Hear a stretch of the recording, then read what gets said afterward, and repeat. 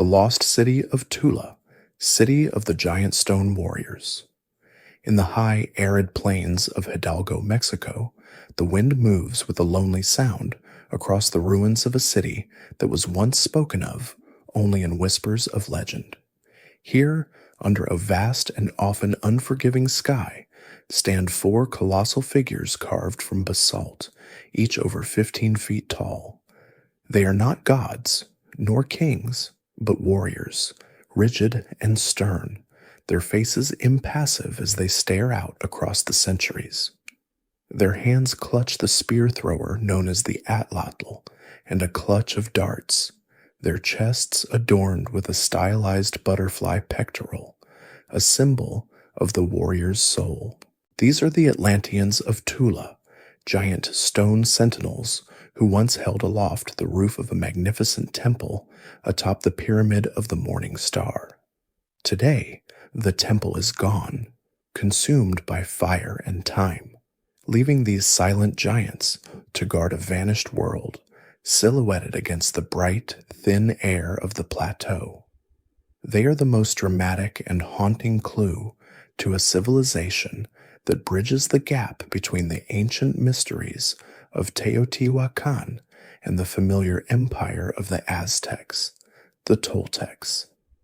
I'm glad you're here, wishing you peace, rest, and maybe a little historical inspiration before sleep. Take a moment to like the video and subscribe, but only if you genuinely enjoy what I do here. I'd love to know where and when you're listening from tonight. We begin our story here, among these stones, because they represent the central enigma of the Toltec people. For centuries, the very existence of Tula as a real, physical place was a matter of intense debate.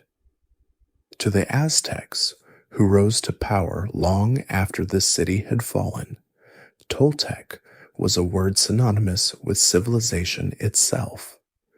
The Toltecayautl, or Toltecness, was the ideal of art, wisdom, and legitimate rule. Aztec rulers claimed descent from Toltec nobility to justify their own thrones, and they spoke of a legendary Tollan, a paradise of jade, feathers, and intellectual brilliance, a place where corn grew so large one person could barely carry an ear, and where cotton bloomed in vibrant colors naturally on the stalk. This mythical Tollan was the wellspring of all culture, a golden age lost to time. But was it a real place, or was it merely a Mesoamerican Camelot, a beautiful and necessary invention to give a new empire a sense of deep, ancient roots? For a long time, scholars debated whether this legendary Tollan was, perhaps, the magnificent ruined city of Teotihuacan, the vast metropolis of the gods that had collapsed long before. But the timelines did not quite match, and the descriptions in later codices pointed elsewhere. It was not until the mid-20th century that archaeologists, led by the pioneering Jorge Acosta, began to excavate the dusty ruins here in Hidalgo, a site known then as Tula. What they unearthed was not a mythical paradise, but a real, gritty, and formidable city. They found the remains of palaces with grand colonnaded halls, unique reclining statues called chacmuls, and a chilling serpent wall carved with reliefs of snakes devouring skeletal figures. And most importantly, atop the primary pyramid, they found the shattered, scattered pieces of the giant Atlantean warriors. When reassembled, these statues confirmed the site's identity. They were identical to warrior figures described in the Aztec legends of Tollan. This was it, the historical capital of the Toltec people, Tollan Tepoztlán. The discovery was monumental, yet it solved one mystery only to create a dozen more. The Tula that archaeologists uncovered was a powerful militaristic state, its art dominated by eagles, jaguars, and warriors, a far cry from the pacifistic, artistic paradise of legend. This immediately presented a profound historiographic problem. How do we separate the real, historical Toltecs who lived and died in this dusty city from the idealized, legendary Toltecs created by the Aztecs? Who were the people who carved these immense stone guardians, and what new kind of power did they bring to Mesoamerica? The story of the Toltecs is therefore not just a chronicle of kings and conquests. It is an archaeological detective story, an attempt to find the substance behind one of America's most potent myths. These stone warriors are the anchor point, the tangible proof that a great power did indeed exist here. They stand as a testament to a people who emerged from a period of chaos, a dark age that followed the collapse of the greatest city Mesoamerica had ever known. They built their capital on a defensible ridge, a fortress city that would, for a time, control the trade in obsidian and turquoise, projecting its influence for hundreds of miles. Yet this city was also consumed by an internal conflict so profound that it became the core of their entire mythology. A battle between a peaceful priest-king and a warlike shaman. Before we can understand the rise of these warriors and the city they protected, we must first look back into the shadows that preceded them, to the silence that fell over the Valley of Mexico when the metropolis that had dominated their world for half a millennium suddenly and mysteriously burned. To comprehend the sudden and spectacular rise of Tula, we must first lower our gaze into the profound darkness that preceded it, a period of fragmentation and fear that swept across the highlands of central Mexico. For nearly 600 years, the entire Mesoamerican world had revolved around a single, immense celestial body, the magnificent, sprawling city of Teotihuacan. It was a metropolis unlike any other in the Americas, a carefully planned urban grid of broad avenues, towering pyramids, and vibrant apartment compounds that at its zenith, around 450 CE, housed well over 100,000 souls, perhaps as many as 200,000. Its main thoroughfare, the Avenue of the Dead, ran for miles, a grand processional way flanked by the colossal Pyramid of the Sun and the slightly smaller, more elegant Pyramid of the Moon. This was not merely a city. It was the ideological center of a universe, its influence radiating outwards for hundreds of miles. Its distinctive art style, its pottery, its obsidian blades, and its religious imagery, particularly the goggle-eyed storm god, Tlaloc, and the precursor to the feathered serpent, were found in the elite burials of Maya kingdoms deep in the jungles of Guatemala. Teotihuacan was the Rome of Mesoamerica, a seemingly eternal city whose stability and economic gravity ordered the world around it. And then, sometime between 550 and 650 CE, it ended. The nature of its demise remains one of the great unsolved mysteries of archaeology, a silence at the heart of Mesoamerican history. What we know from the archaeological record is stark and violent. The city burned. But this was not a random conflagration or a simple accident. Excavations reveal a deliberate, systematic destruction. The great temples along the Avenue of the Dead, the palaces of the nobility, and the administrative centers were meticulously looted and set ablaze. Statues were shattered, icons were defaced, and the symbols of state power were purposefully desecrated, a pattern of destruction that speaks not of a foreign invasion, but of an intense internal fury.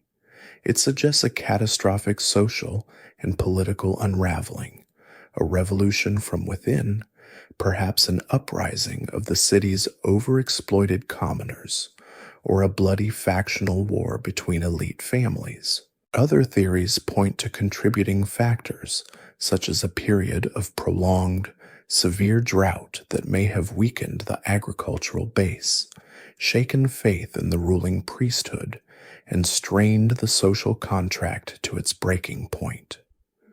Whatever the precise cause, the result was a political implosion that created a vacuum of power unlike anything the region had ever experienced. The central sun had gone out, and the lesser planets spun free. This era, known as the Epiclassic period, was a time of profound instability.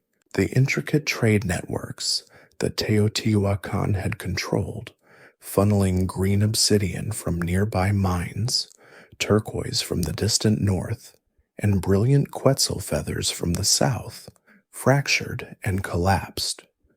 Without a central guarantor of stability, the roads became dangerous. Small, fortified cities, known as Altepetl, suddenly rose to prominence, each vying for a piece of the shattered empire.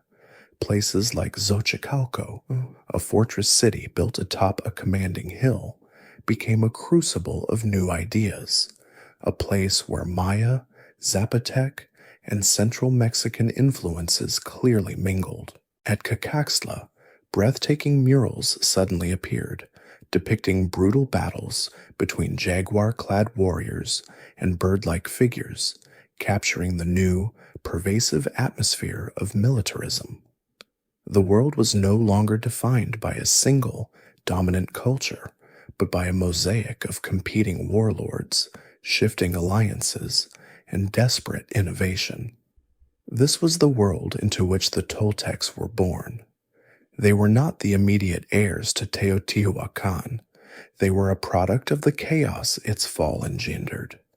The very name Toltec would eventually come to mean artisan or master builder, a title of respect given by the later Aztecs, but their origins were far humbler and far rougher. The fall of the great city had shattered not just a political order, but a border. Teotihuacan, in its strength, had acted as a powerful buffer between the civilized agricultural lands of the Valley of Mexico and the arid northern deserts, a region known as the Gran Chichimeca. This vast, dry expanse was home to myriad nomadic and semi-nomadic peoples, known collectively by the Nahuatl term Chichimeca, a word that carried a similar connotation to the Roman barbarian. They were hunters and gatherers, peoples of the bow and arrow, seen as fierce, uncultured, and dangerous. With Teotihuacan's border patrols and colonial influence gone, the dam broke. New waves of these Chichimec peoples began to migrate south, drawn by the relative wealth and power of the collapsing heartland, bringing with them new dialects, new gods, and a new, more aggressive warrior ethos. It was from this volatile mixture, the descendants of the sophisticated refugees of Teotihuacan and the ambitious, hardy migrants from the north, that a new power would eventually coalesce. The Toltecs were not a people who simply inherited a golden age. They were one of the groups that would forge a new one from the ashes and dust. The world that had been defined by the singular power of Teotihuacan was now a fractured landscape, a basin of fertile lake shores and valleys suddenly bereft of a master. Into this vacuum, drawn by the dim glow of a dying civilization and perhaps pushed by hardships of their own, came the peoples from the north.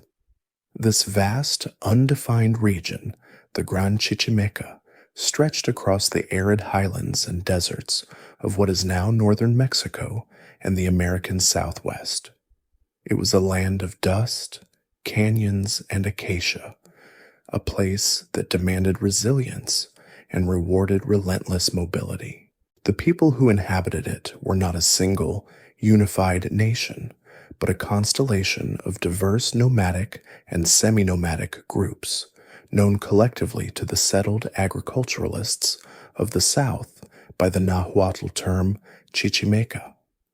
This word was a potent mix of fear and condescension, implying barbarian, uncultured, or perhaps most literally, people of the dog lineage. They were the quintessential outsiders, the hunters of rabbit and deer, masters of the bow, and speakers of dialects that sounded harsh to the ears of the valley dwellers. While Teotihuacan flourished, it had served as a mighty cultural and military bulwark, its trade outposts and frontier settlements marking a clear line between the lands of corn and the lands of the prickly pear. Now, that line had dissolved. The collapse of the great city was not just a political event, it was an invitation. The news of its fall, traveling slowly through trade whispers and the movements of displaced peoples, signaled that the rich southern lands were in disarray. This southward movement was likely not a single coordinated invasion, but a slow generational drift, a series of migrations spanning decades. Small bands of Chichimec warriors, perhaps initially serving as mercenaries for the feuding city-states left in Teotihuacan's wake, began to gain a foothold. They brought with them new, potent ideologies centered on warrior cults and astral deities, the stars, the sun, and the moon, which seemed so much clearer in their desert homelands. They also brought a different kind of social organization, one based not on the complex, stratified priesthoods of Teotihuacan, but on the charismatic authority of a single powerful war chief or caudillo.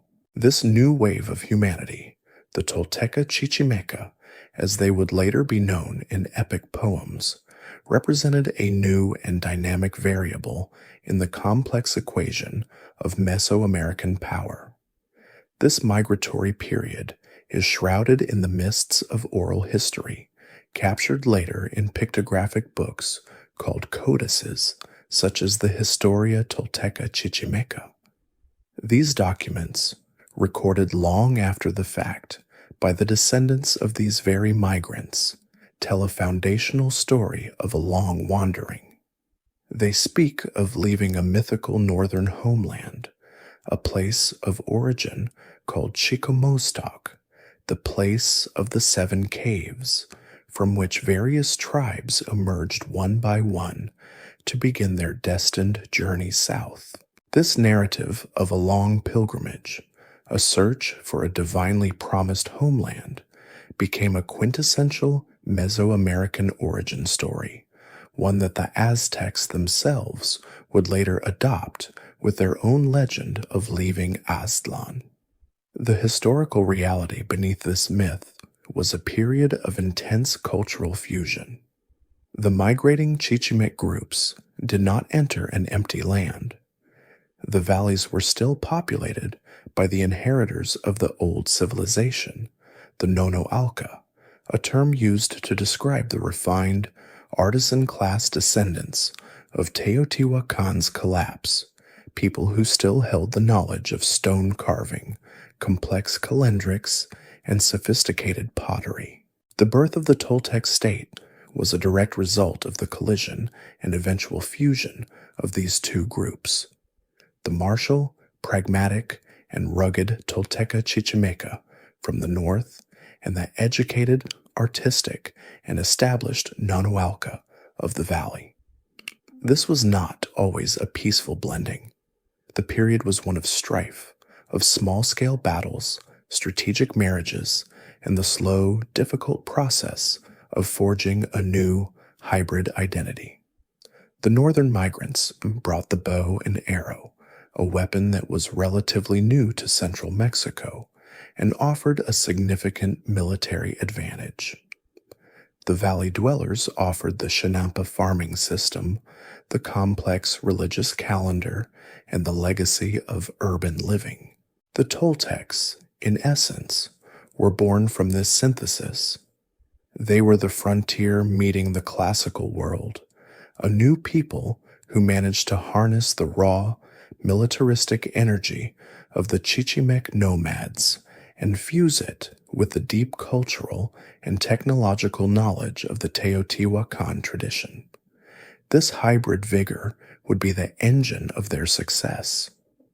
Leading one of these pivotal bands of Tolteca Chichimeca migrants, according to the later legends, was a figure of immense importance, a chieftain named Mixcoatl, whose name translates as Cloud Serpent, a clear reference to the Milky Way. He is a figure balanced precariously between myth and history, a Chichimec warlord who, through sheer force of will and strategic brilliance, began to carve out a small dominion in the chaos. The legends paint him as the great unifier, the father of the Toltec dynasty. He led his people through the wilderness, establishing a small capital at Culhuacan, a prestigious city on the shores of Lake Texcoco that still held the lingering prestige of the old order. It was Mixcoatl who represented this crucial moment of transition, the Chichimec warrior who put down his bow and picked up the scepter, the nomad who decided to build a city. His story, and the story of his even more famous son, would become the founding charter of the Toltec people, the epic that explained how the barbarians from the north became the new masters of civilization. Their journey was nearing its end, and their eyes were turning toward a specific, defensible ridge not far from the ruins of the old world, a place that would soon be known as Tollan.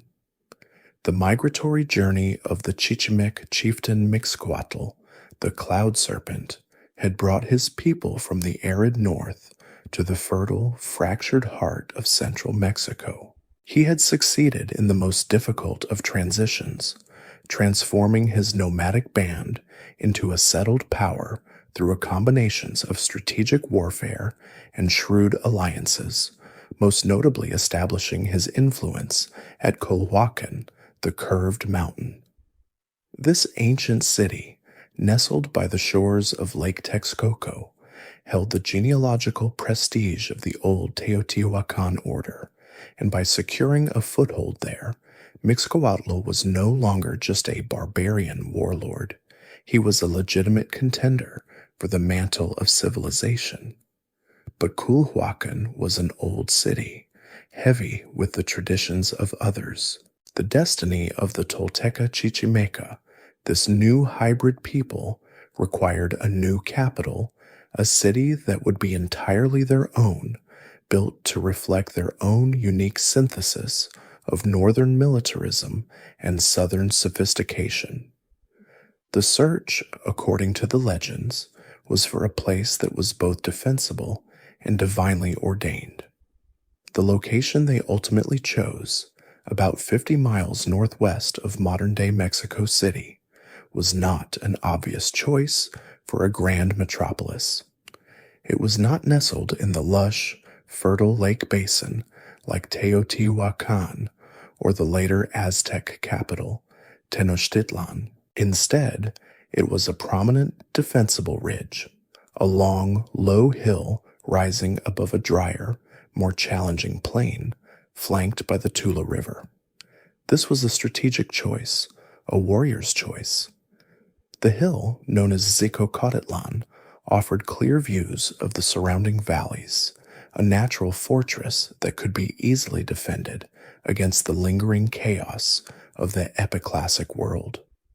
It also lay at a crucial economic crossroads, a point that could control the flow of vital resources. The green obsidian from the mines at Pachuca to the east, and the coveted turquoise trade routes that snaked down from the far north, the lands the Chichimecs knew so well. It was a liminal space, balanced between the agricultural heartland to the south and the vast open Gran Chichimeca to the north. This was where they would build their Tollan, their place of the reeds, a name that was a metaphor in Mesoamerica for any great city, a place of teeming civilized life. The establishment of this city, Tollan is where historical archaeology and foundational mythology become almost impossible to untangle. The legends, recorded centuries later by the Aztecs, do not tell a simple story of urban planning. They tell a story of betrayal, magic, and a destined heir. The narrative takes a dark turn. The great unifier, Mixcoatl, is murdered.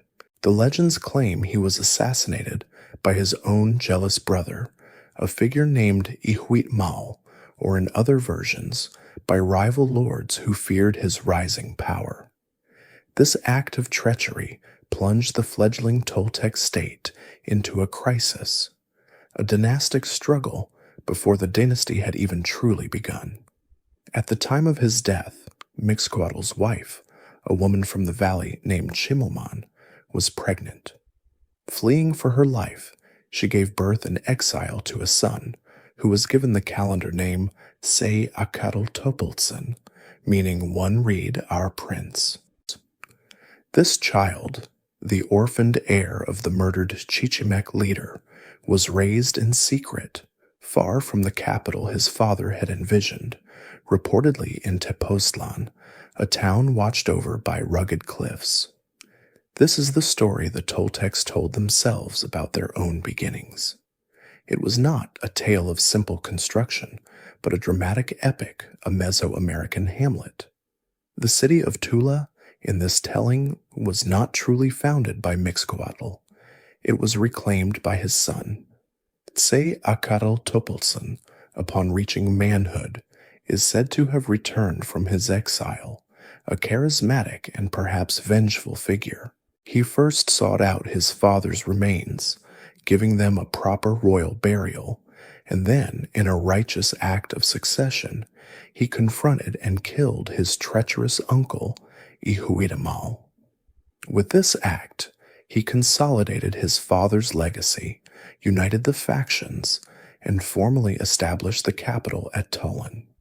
It was he who would preside over its golden age, and it was he who would adopt the name of a god, becoming the single most famous and enigmatic figure in all of Mesoamerican history. Say-Acatl Topiltzin Quetzalcoatl. Archaeologically, the site of Tula shows a more gradual, less dramatic occupation, beginning around 750 CE. Small settlements and villages, likely inheritors of the Teotihuacan tradition, already existed in the area. But around 900 CE, the site explodes. There is a clear and massive building boom, a sudden coalescence of population and monumental construction that aligns perfectly with the legendary timeline of Topiltzin Quetzalcoatl's reign. This suggests that the legend, while draped in myth, likely records a historical truth. A dynamic new leader, perhaps indeed the heir of a murdered warlord, arrived and transformed a modest settlement into a true seat of power. He brought together the Nonoalca artisans and the Chichimec warriors, and under his direction, the city began to take its iconic shape.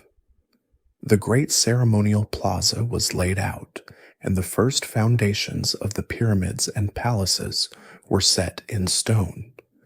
The city was born from a fusion of northern and southern blood, sanctified by a story of betrayal and rightful vengeance, and built on a strategic hill that would for a time become the new center of the Mesoamerican world.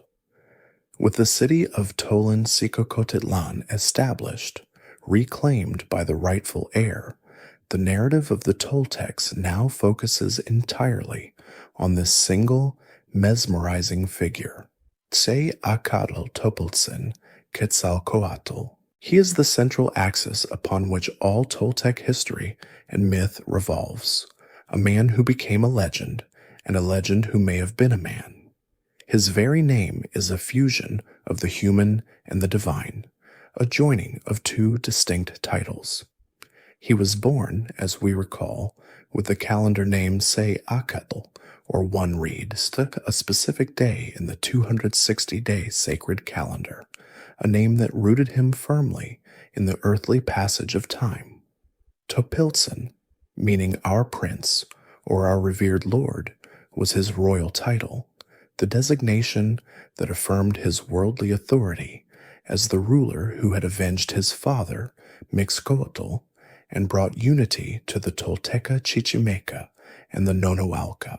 But it was the third name he assumed, the name of a god, that would elevate his reign into the realm of epic and ultimately seal his tragic fate. He took upon himself the title of Quetzalcoatl. This was not a name to be taken lightly. Quetzalcoatl, the feathered serpent, or plumed serpent, was one of the most ancient and potent deities in the Mesoamerican pantheon, a god whose worship stretched back 1,000 years to the avenues of Teotihuacan and possibly even earlier. He was a complex, multifaceted god, a creator deity associated with the morning star, Venus, the wind, the rain, and the very breath of life. He was the patron of priests, the inventor of the calendar, the discoverer of maize, and the protector of artisans and learning. By adopting this name, Say-Acatl Topiltzin was making a profound statement. He was not just a king who ruled by the spear, like his Chichimec forebears. He was a Tlamatini, a knower of things, a priest-king who ruled by divine right and ancient wisdom. He was consciously linking his new, raw capital at Tula with the ancient sacred authority of the fallen Teotihuacan, positioning himself as the inheritor of its sophisticated classical tradition. The legends, which are our primary source for his reign, paint this period as a true golden age for the Toltecs. Under the stewardship of the priest-king, Tula was said to have become the literal embodiment of the mythical Tollan. The Toltecayotl, that Aztec concept of the ultimate civilization, was born from the supposed achievements of his rule. The chronicles state that his city was a place of astonishing abundance and artistry. Palaces were built not of common stone, but of jade, turquoise, and shimmering mother of pearl. The maize grew so large, as the stories claimed, that a single ear was a burden for a man to carry. Cotton, in a miracle of nature, bloomed from the plant already dyed in brilliant hues of scarlet, blue, and yellow, eliminating the need for dyes. The air was filled with the song of vibrantly plumed birds, quetzals, macaws, and hummingbirds that flocked to the city. More importantly, the people of Tula, under his gentle guidance, became masters of every craft. They were the finest jewelers, the most skilled feather workers, the most precise stone carvers, and the most knowledgeable astronomers. This narrative presents Topiltzin Quetzalcoatl as a powerful civilizing force, a Mesoamerican Prometheus. He was said to be a pious ruler who revered the gods, performed the sacred rites, and advocated for a more refined form of worship. Most accounts emphasize his reluctance to engage in a central ritual of later Mesoamerican religion, human sacrifice. The legends claim he was a peaceful ruler, a philosopher king who offered to the gods only gifts of jade, snakes, butterflies, and incense. This portrayal, whether historically accurate or a later invention, stands in stark, dramatic contrast to the archaeological reality of Tula. The city that archaeologists have unearthed is not a pacifist's paradise. Its art is dominated by images of warriors, eagles devouring hearts, jaguars, and grim tzompantli, or skull racks. Its central pyramid is guarded by the colossal stone warriors we have met, figures of pure, intimidating military might. Herein lies the central paradox of the Toltec enigma. How do we reconcile the legend of the peaceful priest king with the militant, fortified city he supposedly ruled? This is not a simple contradiction. It is, in fact, the very heart of the Toltec story. It suggests that Topiltzin Quetzalcoatl's reign was not the serene, unchallenged golden age the myths portray. Instead, it was likely a period of intense ideological struggle, a battle for the very soul of the new Toltec state. On one side was the priest king, the one-reed Quetzalcoatl, representing the Nonoalca faction, the artists, the priests, and the scholars who looked back to the classical, sophisticated, and relatively less militaristic model of Teotihuacan. They were the faction of art, learning, and the worship of the ancient creator god. On the other side were the descendants of the Chichimec migrants from the north, the barbarian warriors who had founded the state through conquest, represented by their fierce tribal gods. They were the faction of the spear, the atlatl, and the newly rising cults that demanded payment in blood. The golden age of Tula, therefore, was not a peaceful utopia, but a precarious balance. Topiltzin Quetzalcoatl, a man of both Chichimec blood and civilized training, was the fulcrum on which this balance rested. For a time, he was able to hold these two opposing forces in harmony, using the cultural prestige of the Quetzalcoatl priesthood to temper the raw militarism of his captains. The city's flourishing of art was real, but it was an art financed and protected by a powerful military caste. The philosophy was real, but it was debated in halls that were built to be defended. The myth of the Golden Age is the memory of this brief, brilliant moment when these two forces, the pen and the sword, the priest and the warrior, the Nonoalca and the Chichimeca, existed in perfect creative tension. But it was a tension that could not last. The conflict was too fundamental and the personalities too strong. A rival force was gathering in the shadows of the city, a power that represented everything the priest king was not. The precarious, brilliant balance that defined the reign of Seacatl Topiltzin. Quetzalcoatl was not merely an abstract political tension. In the rich, symbolic language of Mesoamerican legend, this struggle for the city's soul was a cosmic drama, a war between two rival gods fought within the very heart of the capital. If the priest king embodied the light of the morning star, the wisdom of the classical past, and the civilizing arts of the Nonoalca, his challenger represented the darkness of the night sky, the allure of magic, and the brutal pragmatism of the Chichimec warrior. This rival, this shadow, was Tezcatlipoca, the smoking mirror, one of the most complex and terrifying and powerful deities in the entire pantheon.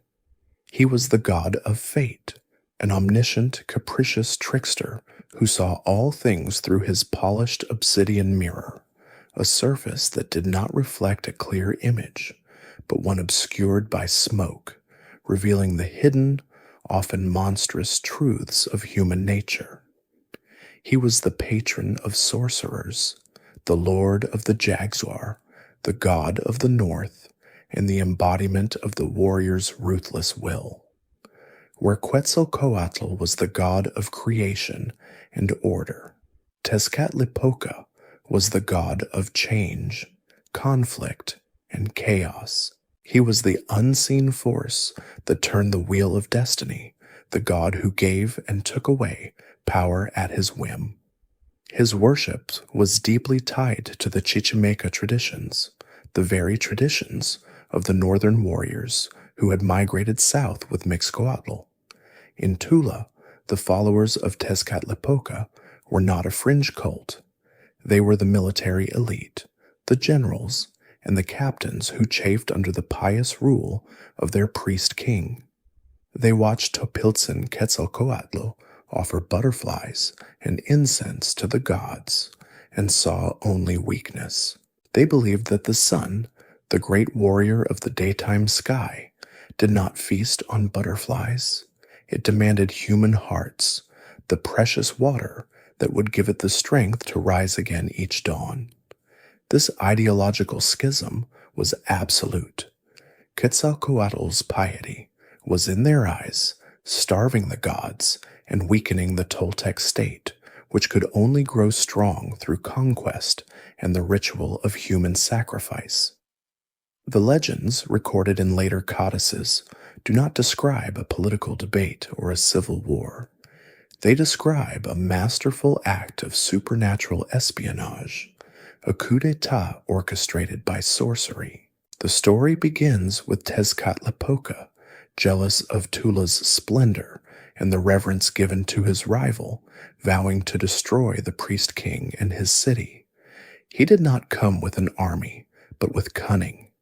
He and his allies, other gods of the Chichimec faction, arrived at the city gates in disguise.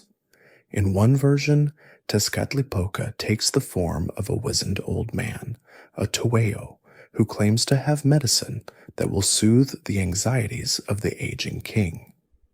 Topiltzin Quetzalcoatl, by this point in his reign, had grown old and was filled with a deep melancholy, perhaps sensing the fragility of his creation. He was troubled by his own mortality, his own physical decline. The disguise, of course, was a ruse to gain access to the king's private chambers in the palace. Once before the king, the sorcerer held up his smoking mirror. In its dark, swirling depths, Topiltzin Quetzalcoatl did not see the revered priest king of Tula, the living incarnation of a god. He saw for the first time a frail, wrinkled, and deeply flawed man. The vision shattered his divine self-assurance, filling him with a sudden, agonizing vanity and despair. This was the opening Tezcatlipoca needed. He preyed on this newfound human weakness, offering the king a medicine that would restore his youth and vigor. This elixir, he promised, would banish all his sorrow. The medicine was, in fact, pulque, the potent milky white alcoholic beverage fermented from the heart of the maguey plant, a sacred drink that was heavily prescribed for priests outside of holy rituals. Tezcatlipoca and his cohort goaded the king, urging him to drink and then to drink more. The fall was swift and total. The ascetic sub-pious Topiltzin Quetzalcoatl, the man who had preached peace and purity, became profoundly intoxicated. The legends describe a night of tragic debauchery. In his drunken, disoriented state, his inhibitions dissolved by the sorcerer's brew, the king lost control. Tezcatlipoca, ever the puppet master, then brought in the king's own sister, the priestess Quetzalcoatl. Overcome by drink and magically induced desire, the king committed the most profound of sins. He broke his sacred vow of celibacy and lay with his own sister. When the dawn finally broke, the hazy light of the morning star, his own celestial symbol, illuminated the scene of his transgression. As the fog of the pulque lifted, it was replaced by a wave of all-consuming, unbearable shame. He had defiled his office, his family, and his God. His moral authority was gone, shattered in a single night by a rival's trickery. This was not a mere personal failure. It was the catastrophic checkmate in a long political game. Tezcatlipoca and the warrior faction had won. They had proven, in the most dramatic way possible, that the priest king was not an infallible god, but a fallible man. The ideology of asceticism and peaceful offering was exposed as a hollow pretense, undone by a simple jug of pulque. The myth is a political metaphor. The complex, the sophisticated, but perhaps softer ideology of the Nonoalca had been corrupted and broken by the raw, pragmatic, and intoxicating power of the Chichimec warrior cult. With the king's reputation in ruins, the warrior faction now held the moral high ground, or at least the practical one. The path was now clear for them to seize control of the state, to remake Tula in their own image, an image that would be carved in the basalt of the Atlantean warriors and written in the blood of sacrificial victims.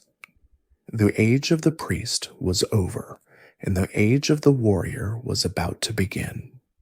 The dawn that broke over the palaces of Tula illuminated not a golden city, but a scene of profound and irreversible transgression. The priest king, Topiltzin Quetzalcoatl, the living embodiment of the feathered serpent, awoke to the full, cold, and agonizing weight of his shame. The polka, the sorcerer's poison, had evaporated, leaving behind the bitter ash of memory. His sacred vow of celibacy broken, his moral authority shattered, his divine mandate defiled in a single night of orchestrated debauchery. He was, as the smoking mirror of Tezcatlipoca had shown him, no longer a god, but a deeply, painfully fallible man. His rival, the lord of the warrior faction, had not needed to raise a single spear. The war for Tula's soul had been won by a whisper, a temptation, and a draught of fermented maguey. For Topiltzin Quetzalcoatl, there was no path to redemption, no ritual of purification that could cleanse such a stain. His reign, and the golden age of arts and piety he had championed, was over.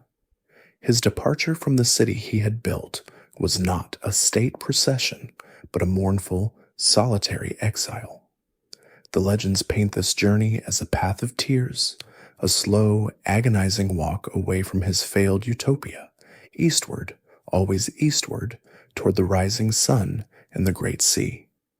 As he left the high plateau of Tula, the very land itself was said to have mourned his passing.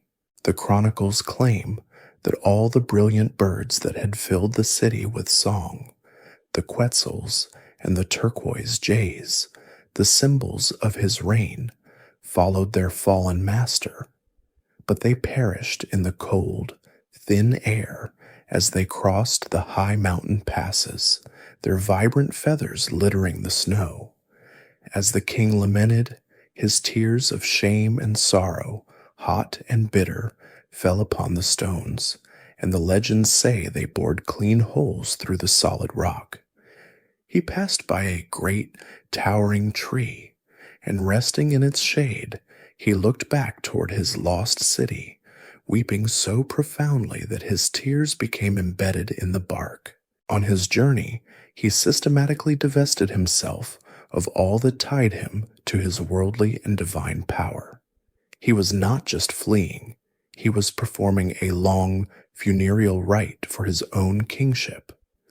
Reaching a place called Coapan, or Serpent River, he looked at his reflection, saw the aged, shamed face that Tezcatlipoca had revealed, and cast all his royal jewels, his jade ear spools, his turquoise mask, his feathered crown, into the water, renouncing his temporal power. He and the small band of loyal attendants who followed him, the last of the Nonoalca artists and musicians, burned their magnificent instruments and buried their books, the painted codices that held all their knowledge of the calendar and the stars. This was a symbolic act of profound despair. The high culture of the Toltecs, the Toltecaotl he had nurtured, was being interred in the earth, hidden from the new, brutal age that was dawning. He was a civilizing force in full retreat, taking art, music, and wisdom with him, leaving the field clear for the warriors of the smoking mirror. Finally, after a long and sorrowful pilgrimage, the exiled king reached the coast of the Gulf of Mexico, the edge of the known world, at a place the legends call Tlapalan, the land of red, the shore of the dawn. Here his story concludes in two equally powerful, resonant endings. In the first and perhaps oldest version, Topiltzin Quetzalcoatl, now an old, broken man, prepared for his final apotheosis. He adorned himself one last time in his full divine regalia, the magnificent feathered mantle and the mask of the wind god. He then built a great funeral pyre, and as his last followers watched, he cast himself into the heart of the flames. His body was consumed, but from the column of smoke and fire, his heart burst free, ascending into the heavens. It rose higher and higher until it transformed into the brightest object in the sky, save the sun and moon, the morning star, Venus. In this telling, the failed man casts off his mortal form and is reborn as the pure celestial god he had always been meant to be, a distant, twinkling promise of the dawn. But a second version of the legend, one that would echo with terrifying consequences for centuries, tells a different story. In this telling, he did not end his life on the shore. Instead, he constructed a raft, a magical boat woven from living intertwined serpents, and setting his feet upon it, he pushed off into the waves of the eastern sea. He did not die, but vanished, sailing back toward the mythical land from which his god self had originally come. And as he departed, he left behind a single, terrifying prophecy. He vowed that he would one day return. He would come back from the east, across the sea, in the very year that bore his name, a Se'acatl, or one-reed year in the sacred calendar. He would return to see if his people had kept the faith, and he would reclaim his rightful throne from the usurpers. This promise, the promise of the returning priest-king, became the most potent myth in Mesoamerica, a seed of future dread planted in the heart of their worldview. In Tula, the Tezcatlipoca faction had won, but their victory was now haunted by a prophecy, a cyclical clock that was now ticking, counting down the K'Acatl years, until the pale, bearded god would, as promised, sail home. With the priest-king Topiltzin Quetzalcoatl vanished into the eastern sea, a profound silence must have fallen upon the city of Tula, the silence of a vacuum, of a power that has been broken, and a new one not yet fully consolidated. The Nono Alca, the artisan faction, were now leaderless, their patron exiled, and their philosophy of peaceful worship discredited. Into this void stepped the victors, the followers of the smoking mirror, the military lodges of the Jaguars and Eagles, the Chichimec hardliners who had long chafed under the old king's piety. The city that Topiltzin Quetzalcoatl had built as a new Teotihuacan, a place of art and abundance, would now be aggressively remade in the image of its new, harsher masters. The archaeological record we see today, the ruins that stand sentinel under the Hidalgo sun, are not the remains of the peaceful golden age of legend. They are the architectural footprint of the warrior state that emerged from its ashes. This is the city that Tezcatlipoca won.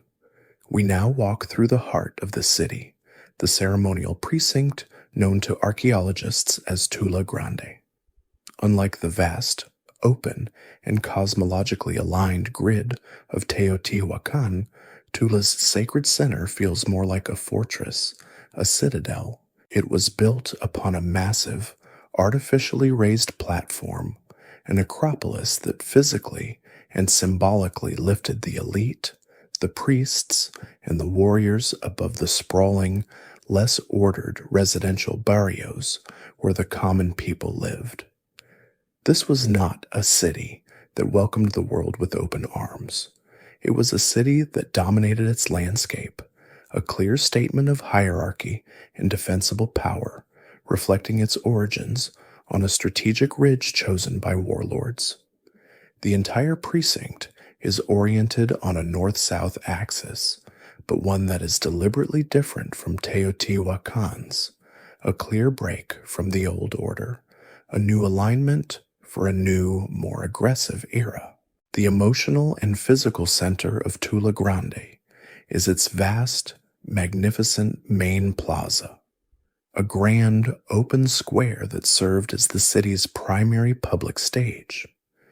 This was the setting for the great state rituals, the gathering of armies, the presentation of tribute, and perhaps the vibrant chaos of the marketplace. Yet even here the space is carefully controlled. It is flanked on its three most important sides by towering pyramids and long colonnaded palaces, creating a sense of an enclosed architectural canyon. To the east side of this plaza rises the most important structure of all, the five-stepped pyramid that would become the canvas for their new ideology, the one we call Pyramid B. To the west lies a large, eye-shaped ball court, one of at least two in the ceremonial center. This, known as Ball Court 1, was a key piece of the new political theater. The sacred ball game was a complex and deadly ritual, a reenactment of cosmic battles, and its prominent placement here, directly adjacent to the main plaza, underscores the new focus on conflict, sacrifice, and the high-stakes gamble of life and death, all sponsored by the state. The plaza itself is a masterful work of engineering and psychological design. It is not perfectly flat, but gently sloped, designed to manage the seasonal rains, and at its center contains a small, altar-like platform, a stage upon which offerings or pronouncements could be made, visible to the thousands who might gather in the square. Standing in this great, dusty expanse, one would have been surrounded on all sides by the symbols of Toltec power. The air would have been thick with the smell of copal incense burning in ceramic braziers, the sounds of conch shell trumpets echoing off the stuccoed walls, and the intimidating sight of warrior patrols moving through the shaded colonnades. These colonnades, or salas, are a defining feature of Tula's architecture. They are vast, covered halls, their flat roofs once held up by hundreds of square and round columns. This was a new architectural grammar for Mesoamerica, a space designed not for small, private rituals, but for large assemblies, the councils of the warrior lodges, the administrative bureaus, the reception halls for tributary lords.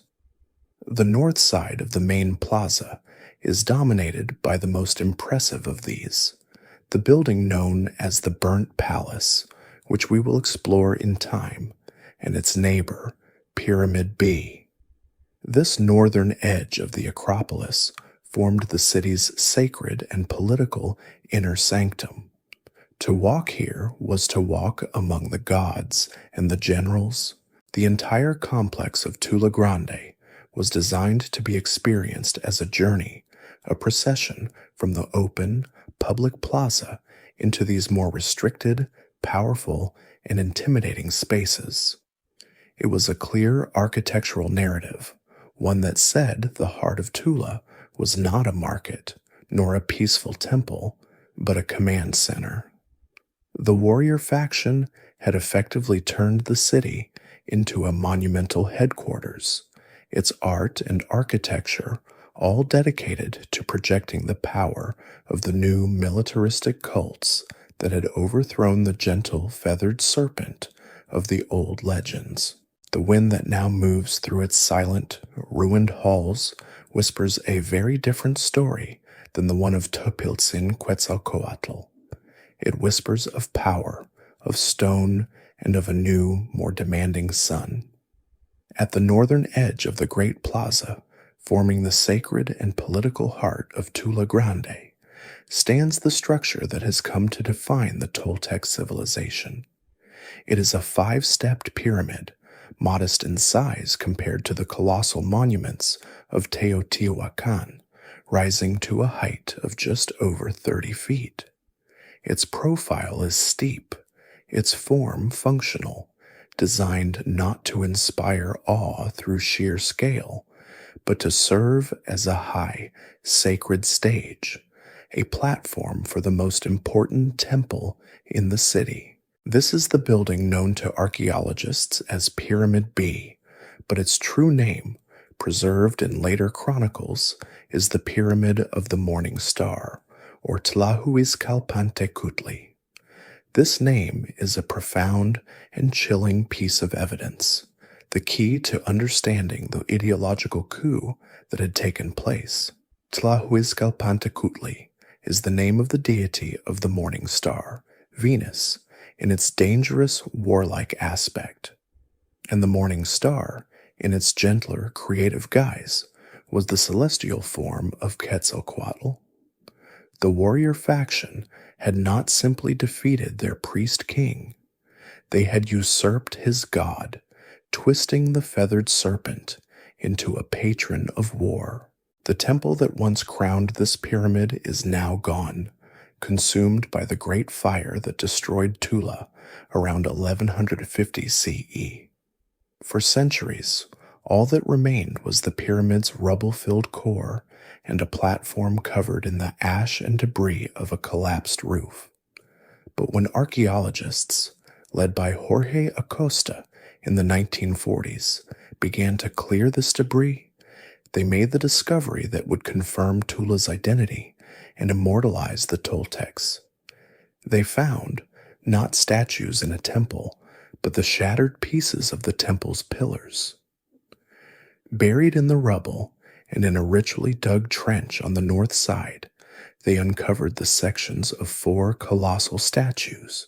When reassembled, they formed the very figures we met in our opening moments, the 4 Atlantean warriors, each standing over 15 feet tall, carved from massive fitted sections of dark basalt. Their discovery was a revelation. These were not gods. They were the eternal guards of the temple, the pillars that had once held up the roof of the inner sanctum, forcing any who entered to pass between their imposing, superhuman forms. To look upon them, even today, is to receive a direct, unambiguous message of power.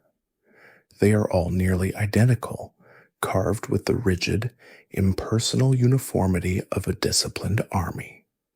Each figure is a perfect representation of the new Toltec warrior ideal.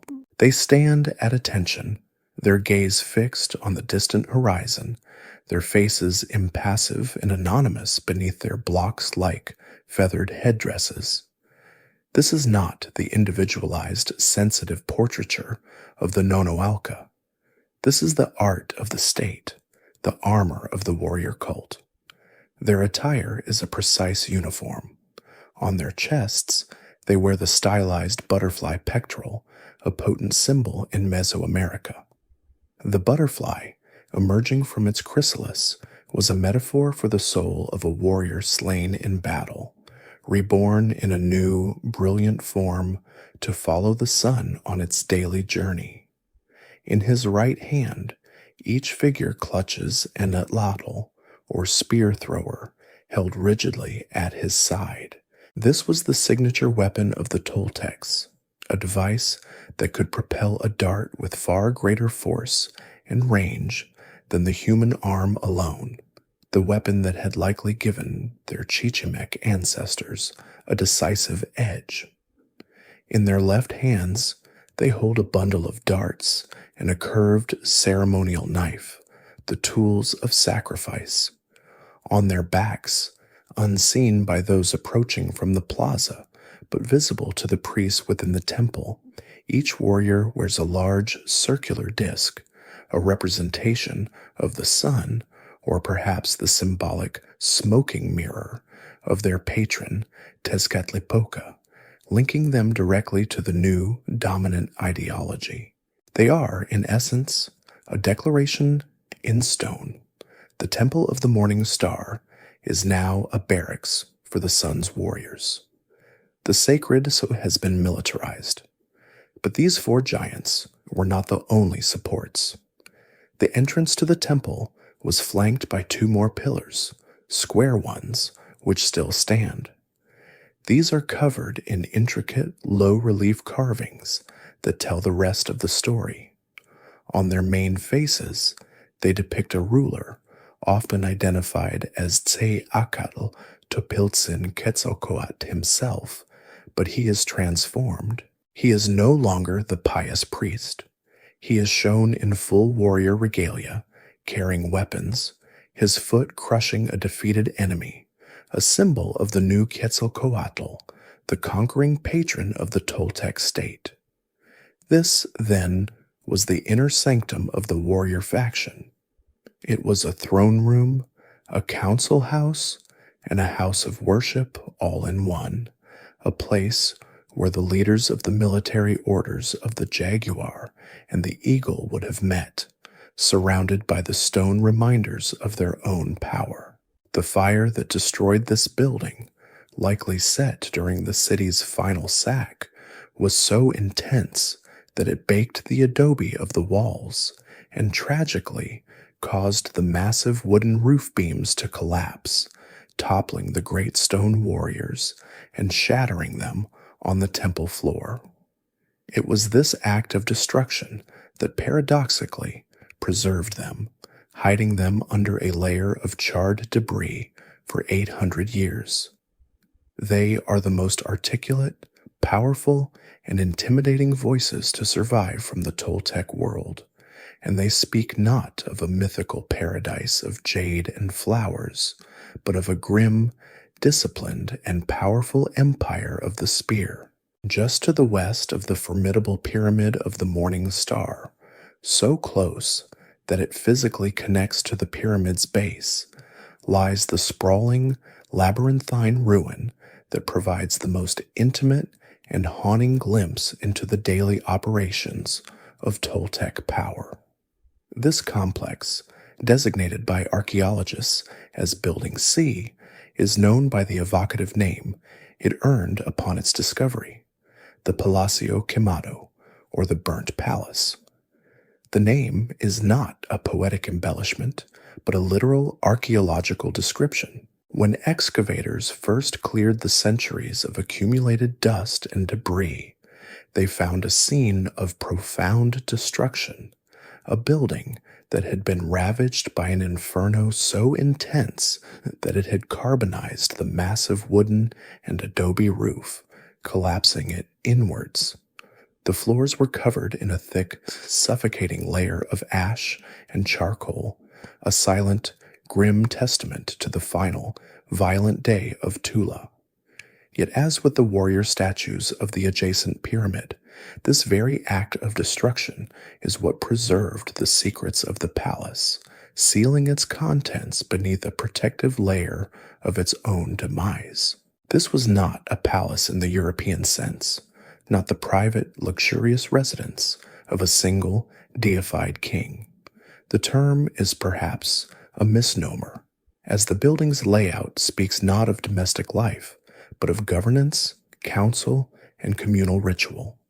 It is, in essence, a vast administrative complex, a series of 3 large covered halls and open-air patios that served as the Tekpenkali, the Palace of the Lords, the primary meeting place for the ruling elite.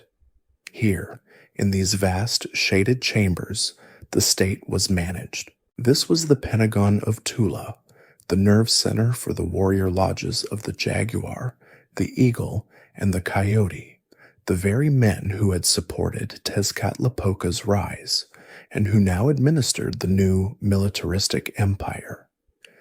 Its architecture is a masterclass in Toltec innovation, the grand colonnaded hall. The ceilings of these spaces, which would have been flat and heavily beamed, were held aloft by a forest of square pillars, creating an immense, covered environment, a human-made cavern that offered a cool, dim respite from the bright, hot sun of the high plateau. Walking through its ruins today, one can still trace the floor plan of this power. The complex is centered around a large sunken patio, open to the sky, which likely contained a central altar for private rituals or gatherings.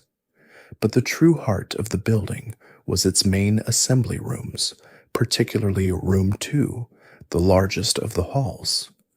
This cavernous space, its roof once supported by dozens of pillars, would have been an imposing, shadowy chamber. The air would have been thick with the scent of copal incense, the only light filtering in from the central patio or flickering from torches that would have cast long dancing shadows on the plastered walls. And lining these walls, we find one of the most important features of Toltec ceremonial architecture, the banqueta. These are long, low benches running the entire length of the halls, which would have served as the seats for the lords, the captains, and the priests who gathered here in council. These benches, however, were not mere furniture, they were political canvases. They are covered in exquisite, low-relief carvings, a continuous, repeating frieze that is a literal stone roster of the Toltec power structure. The carvings depict an endless procession, a line of more than 400 distinct individuals, all shown in perfect profile, all marching in the same direction. They are warriors, each one dressed in the full, rich regalia of his station. They wear elaborate feathered headdresses, carry bundles of darts and atlatls, and are adorned with the jewelry of their rank. Each figure is individualized with a name glyph, often an animal or an object, worn as part of their back ornament, a system of identification that tells us these are not anonymous soldiers, but specific, high-ranking nobles, the veritable knights of the Toltec orders. This procession is not a mythological scene. It is a statement of fact, a visual representation of the state's military and political might, a constant reminder to all who sat in this hall of the collective power and disciplined unity of the ruling class. Archaeologically, the burnt palace is a treasure trove, precisely because it burned. The sudden, fiery collapse of the roof trapped everything that was on the floor at the moment of Tula's fall. Within the layers of ash, excavators found offerings that had been left in the building, caches of ceramic vessels, obsidian blades, and ritual objects. But most poignantly, they discovered a Chacmul statue, that enigmatic reclining figure we shall soon explore, which had been set in a place of honor. They also found, carefully buried beneath the floor in a ceremonial cache, a remarkable offering, a sacrificial disc, a masterpiece of turquoise mosaic laid over a wooden base, depicting a figure in profile, a political or divine portrait. This, along with other high-status artifacts, confirms the building's supreme importance. The fire that consumed it was so hot that it baked the adobe walls, to the consistency of terracotta, preserving the painted stucco that once covered them in vibrant colors, colors that are now only faint ghosts.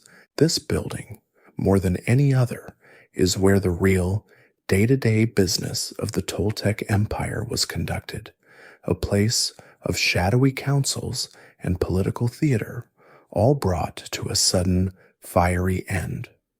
The great ceremonial precinct of Tula Grande was an architectural machine designed to process power, and its most important components, the Pyramid of the Morning Star and the Burnt Palace, formed a formidable sacred barrier at the plaza's northern end. But this barrier was not the final frontier. Behind it, running along the entire northern edge of the Acropolis, was another, even more explicit, statement of ideology, a feature that defined the boundary between the realm of the elite and the ultimate, most sacred, and perhaps most terrifying precinct of the city. This was the Topiltzin, the Serpent Wall. It was not a defensive wall in a military sense, not a high battlement to repel an army, but rather a symbolic screen, a monumental frieze carved from stone, a line of exclusion that separated the initiated from the uninitiated, the sacred from the profane. Its discovery confirmed a crucial link between the Toltecs and their later Aztec admirers, and its imagery leaves no doubt as to the nature of the victors in Tula's ideological war. Today, only the foundations and the lower courses of this magnificent wall remain, a long, low line of carved stone panels that once stood perhaps 10 feet tall, crowned with decorative merlons that gave it the appearance of a fortress.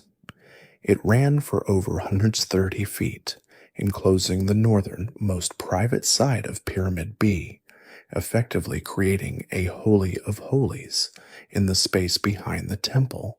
To pass beyond this wall, one would have had to enter through a narrow, controlled gateway, stepping from the sun-baked administrative plaza into a realm reserved for the highest-ranking priests and the victims of their most solemn rites. The wall itself was the psychological preparation for this transition, a visual sermon in stone that explained in the most graphic terms the cosmic pact that now governed the Toltec world. The wall's name, Coatpantli, is a Nahuatl term meaning serpent wall, and its surface is a chilling, repeating tableau of divine cosmic violence. The dominant motif, carved in sharp, elegant low relief, is the serpent, but these are not the gentle, feathered serpents of the exiled priest-king, the Quetzalcoatl associated with wind, water, and knowledge. These are fierce, primeval rattlesnakes, their bodies undulating in a continuous, hypnotic wave along the length of the frieze. Interspersed with these are the even more potent Sucoatl, or fire serpents, the mythological weapons of the sun god, astral creatures of heat and war. But these serpents are not merely decorative. They are depicted in the midst of a gruesome feast. With relentless, rhythmic repetition, the carvings show these divine snakes opening their fanged mouths to consume skeletal, disarticulated human figures. In panel after panel, a human skull, a rib cage, or a femur is shown disappearing into the maw of a serpent. This is not a metaphor. It is a literal depiction of the cosmos as the Toltecs now understood it. The gods, in the form of these great serpents, demand to be fed, and their food is human life. This was not a subtle message. The stone from which the wall was carved, a form of travertine, was originally stuccoed and painted in a riot of brilliant, symbolic colors. The backgrounds were likely a deep, powerful red, the color of blood and sacrifice, while the bodies of the serpents writhed in blues and yellows, and the skeletal remains were picked out in a stark, terrifying white. Standing before this wall, a visitor or a resident of Tula would not have seen a cold, academic stone relief. They would have been confronted by a vibrant, bloody, and overwhelming billboard for the new state religion. It was a constant, public reminder that the sun, the warrior, and the very earth itself were fueled by the precious water of human hearts. It graphically illustrated the core belief of the Tezcatlipoca faction, that warfare and human sacrifice were not acts of political cruelty, but of cosmic necessity, the sacred duty that kept the universe in motion and staved off the darkness. The Coatepantli is also a profound historiographic clue. This specific architectural feature, a wall of serpents enclosing a sacred precinct, was not a Toltec invention that died with Tula. It was, in fact, the direct prototype for one of the most famous structures in all of Mesoamerica, the great Coatepantli that surrounded the Templo Mayor, the sacred heart of the Aztec capital, Tenochtitlan. When the Aztecs, centuries later, sought to build their own imperial capital, they consciously and deliberately emulated the city they most admired, the legendary Tollan. They looked back to the Toltecs not as the peaceful artisans of the Quetzalcoatl myth, but as the master architects of this powerful, militaristic, and sacrificial state. The Aztecs saw Tula's serpent wall and recognized it as the very definition of Toltecayotl, the civilized ideal. They copied it, just as they copied the Chacmul statues and the warrior pillars, borrowing the architectural grammar of their revered predecessors to legitimize their own empire, which was built on the very same foundation of sacred war. The wall at Tula is the first clear, large-scale expression of this ideology in stone, the blueprint for a worldview that would come to dominate central Mexico for the next 500 years, until it too was brought to a sudden, fiery, and conclusive end. The serpent wall, with its chilling, repetitive frieze of devouring snakes, was not merely an architectural boundary. It was a public manifesto, a creed carved in stone for all to see. It proclaimed that the Toltec state, in its new incarnation, was an engine fueled by a sacred and relentless militarism. This was the ideology that had triumphed in the wake of Topiltzin Quetzalcoatl's exile, and it now saturated every aspect of Toltec life, transforming their art, their politics, and their social structure. The Tula that archaeology reveals is, above all else, a warrior's capital. Its art is not concerned with the subtle nuances of maize gods or the gentle abstractions of rainfall. It is a celebration of the predator, a visual handbook of the new cults of power that had seized control. The city's ruling class was no longer defined by priestly piety, but by martial prowess, and this new hierarchy was organized into formidable, elite military societies, the lodges that met in the shadowy halls of the burnt palace. The identities of these societies are not hidden in obscure texts. They are emblazoned on the public monuments of Tula Grande, carved into the very pillars and benches of the state. The most dominant of these were the Eagle Warriors and the Jaguar Warriors, two groups that would be copied centuries later by the Aztecs, but which find their first clear, monumental expression here. These were not just different regiments in an army. They were opposing, yet complementary, orders of being tied to the two great predators of the sky and the earth. To be an eagle warrior, a Quatli, was to align oneself with the sun, the daytime sky, and the heavens. The eagle was the creature that flew closest to the sun, the symbol of sharp vision, swift attack, and the noble soul of the warrior who died in battle, who, like the butterfly, was believed to follow the sun on its daily journey. Their regalia, depicted in stone, would have been magnificent, adorned with the long, precious feathers of the eagle, a living embodiment of the sun's fiery celestial power. In contrast, the jaguar warriors, the ocelotl, drew their strength from the earth, the night, and the underworld. The jaguar, the largest and most powerful predator in the Americas, was a creature of stealth, strength, and terrifying ambiguity. It was the master of the dark, its spotted pelt a perfect echo of the starry night sky. This society was inextricably linked to the patron god of the warrior faction, Tezcatlipoca, the smoking mirror, who often took the jaguar as his nawali, or animal disguise. To be a jaguar warrior was to embrace the role of the sorcerer, the shaman, the stalker in the shadows. While the eagles attacked with the blazing certainty of the sun, the jaguars triumphed through cunning, ambush, and a mastery of the nocturnal, spiritual world. These two societies, the light and the dark, the sky and the earth, formed a perfect, balanced duality of Toltec military power, representing the totality of the warrior ideal. But they were not alone. Tula's art reveals a third, and perhaps equally important, group, the coyote warriors.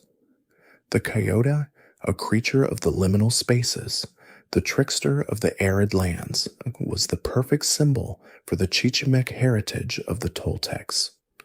Coyotes were neither fully wild nor fully domestic, masters of the desert and the brushland, the very environments the Toltec ancestors had migrated from. They represented cunning, endurance, and a more pragmatic, opportunistic form of warfare. The art depicting these warriors, particularly on the pillars of the burnt palace, shows them in procession, their headdresses bearing the distinctive sharp ears and long snout of the coyote. This lodge likely represented the pure-blood Chichimek lineage, the desert lords who saw themselves as the pragmatic, hardy backbone of the state, distinct from the more civilized factions. The public art of Tula was a relentless celebration of these groups. On the banquetas, the stone benches of the burnt palace, we saw the procession of named warriors. Elsewhere, on friezes that once adorned the tops of palaces, we see these predators in action, not just as symbols, but as divine actors. Carved panels show lines of eagles and jaguars, all marching in procession, and in the most graphic panels of all, they are depicted in the act of consuming human hearts, a direct visual echo of the serpent wall's message. This was not art for art's sake. It was state propaganda. It served to normalize and glorify the new social order.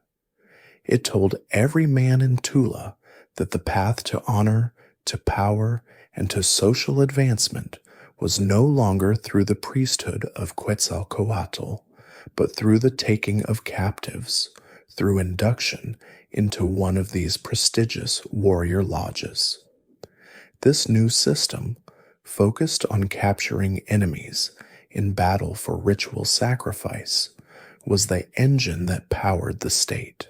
This relentless militarism was also evident in the chilling presence of the tzompantli, or skull rack.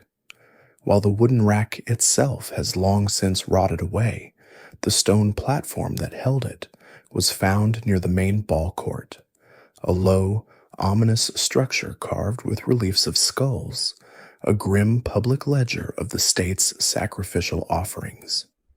The warrior culture was not just a theme in art, it was a daily, terrifying, and sacred reality. Amidst the public, declarative art of the Toltec warrior state, the triumphant processions on the banquetas, the skull racks, and the devouring serpents of the Coatpantli, there exists another, more enigmatic class of sculpture. These are not colossal pillars or expansive friezes, but individual, life-sized stone figures that are perhaps the most curious and unsettling of all Tula's artistic innovations. They are found at the most crucial thresholds of the ceremonial center. One stood guard at the very top of the grand staircase of Pyramid B, the first person a visitor would meet before entering the temple of the stone warriors. Another was found in a place of honor within the burnt, collapsed ruins of the burnt palace. This is the figure known to history as the Chakmul, a sculpture so unique in its form, so specific in its posture, that its presence has become a diagnostic marker, an archaeological fingerprint of Toltec cultural influence.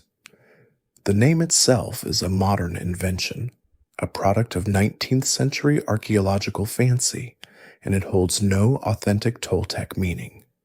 The original Nahuatl term for this type of statue is lost to us. But the form is unmistakable. The Chakmul is a male figure carved from a single block of stone shown in a reclining position. Yet this is not a pose of rest or repose. He lies on his back, but his upper torso is propped up on his elbows, and his knees are drawn up, his feet planted firmly on the plinths. The entire body is held in a state of rigid, muscular tension. Most unnervingly, his head is turned a full 90 degrees, breaking the line of his body to stare directly at the onlooker, the priest, or the worshipper approaching him. His expression is impassive, his features often stylized and anonymous, a mask of ceremonial duty. And in his lap, held by both hands, he balances a flat, circular disc or a shallow stone bowl, a vessel held level upon his stomach, waiting. The sheer strangeness of this pose has fueled a century of debate. What is this figure, and what is its purpose? It is clearly not a god. It lacks the specific divine iconography, the masks or symbols of a major deity like Tezcatlipoca or Tlaloc. Nor does it appear to be a specific ruler, as the features are too generalized, the form too widely replicated. The prevailing theory, and the one that aligns most closely with the militaristic religion of Tula, is that the Chakmul is a divine attendant, a sacred intermediary, a messenger sculpted in stone. He is a ritual functionary, forever frozen in the climactic moment of a ceremony. His tense, alert posture is that of a servant awaiting a command. His watchful sideways gaze is that of a guardian, a sentinel at a sacred doorway, monitoring the boundary between the human and divine worlds. He is the bridge, the being who receives an offering from the mortal realm and presents it to the gods. This makes the vessel he holds upon his stomach the absolute key to his identity. This bowl, known as a quashikali, or eagle vessel, was a sacred receptacle, and its purpose was almost certainly to receive offerings. Given the context of Tula, a city whose art is obsessed with eagles, jaguars, and human hearts, it is nearly impossible to escape the grim conclusion. The Chakmul was the attendant who waited to receive the most precious offering of all, the freshly removed hearts of sacrificial victims, the precious water demanded by the sun. The eagle warriors, the Coatli, would go to war to capture the food for the sun, and here at the temple's entrance, The Quetzalcoatl held by this stone attendant was the platter upon which that food was served. In this interpretation, the chakmul is one of the most direct and visceral pieces of ritual furniture in all of Mesoamerica, a permanent, unblinking participant in the sacred act of feeding the gods. Other theories, not mutually exclusive, have been proposed. Some scholars suggest the bowl was used for burning copal, or sacred incense, the smoke of which would have risen from the figure's lap like a communicating wisp, carrying prayers to the heavens. Others hypothesize that the vessel was a Texcatl, a place to hold a polished obsidian mirror, like the one Tezcatlipoca used to shatter the confidence of the priest-king, which would be used by priests for divination rituals, for scrying the future in its dark, smoky depths. Still others suggest it held ritual pulque, the sacred alcoholic drink that had played such a devastating role in Tula's own foundation myth. But the association with the Quetzalcoatl and heart sacrifice remains the most compelling, fitting perfectly into the new religious order. The chakmul was the greeter at the temple of the warriors, and his function was to receive the bloody toll of their conquests. Whatever its precise function, the chakmul was a Toltec innovation. Its sudden appearance at Tula, fully formed and integrated into the most important state buildings, marks it as a key component of the new warrior cult. It was a piece of ritual technology invented by the followers of Tezcatlipoca, and like all successful technologies, it was exported. The chakmul did not remain confined to the high plains of Tula. This profoundly strange, reclining figure, with his sideways stare and his waiting bowl, would travel, appearing hundreds of miles away in lands that had never been part of the Toltec heartland. Its appearance in the distant Maya jungles, at the city of Chichen Itza, sitting before a temple that looks uncannily like Pyramid B, is one of the greatest and most compelling mysteries in Mesoamerican archaeology, a puzzle that would force scholars to rewrite the history of two great civilizations. While the colossal stone warriors and the tense reclining chakmuls defined the public, intimidating face of the Toltec state, they represent only one half of a complex and brilliant identity. The other half, the one that so dazzled the later Aztecs and gave the Toltecs their very name, was a tradition of artistry so profound it became the stuff of legend. To the Aztecs, the word Toltecatl did not mean warrior. It meant master artisan, master builder, or wise man. The Toltecaotl, that ideal of the ultimate civilized life, was rooted in the skill of the hand, the eye, and the creative mind. This was the enduring legacy of the Nonoalca, the artisan lineages who had allegedly fled Teotihuacan and fused with the Chichimec migrants, while the warrior faction had seized control of the state's ideology.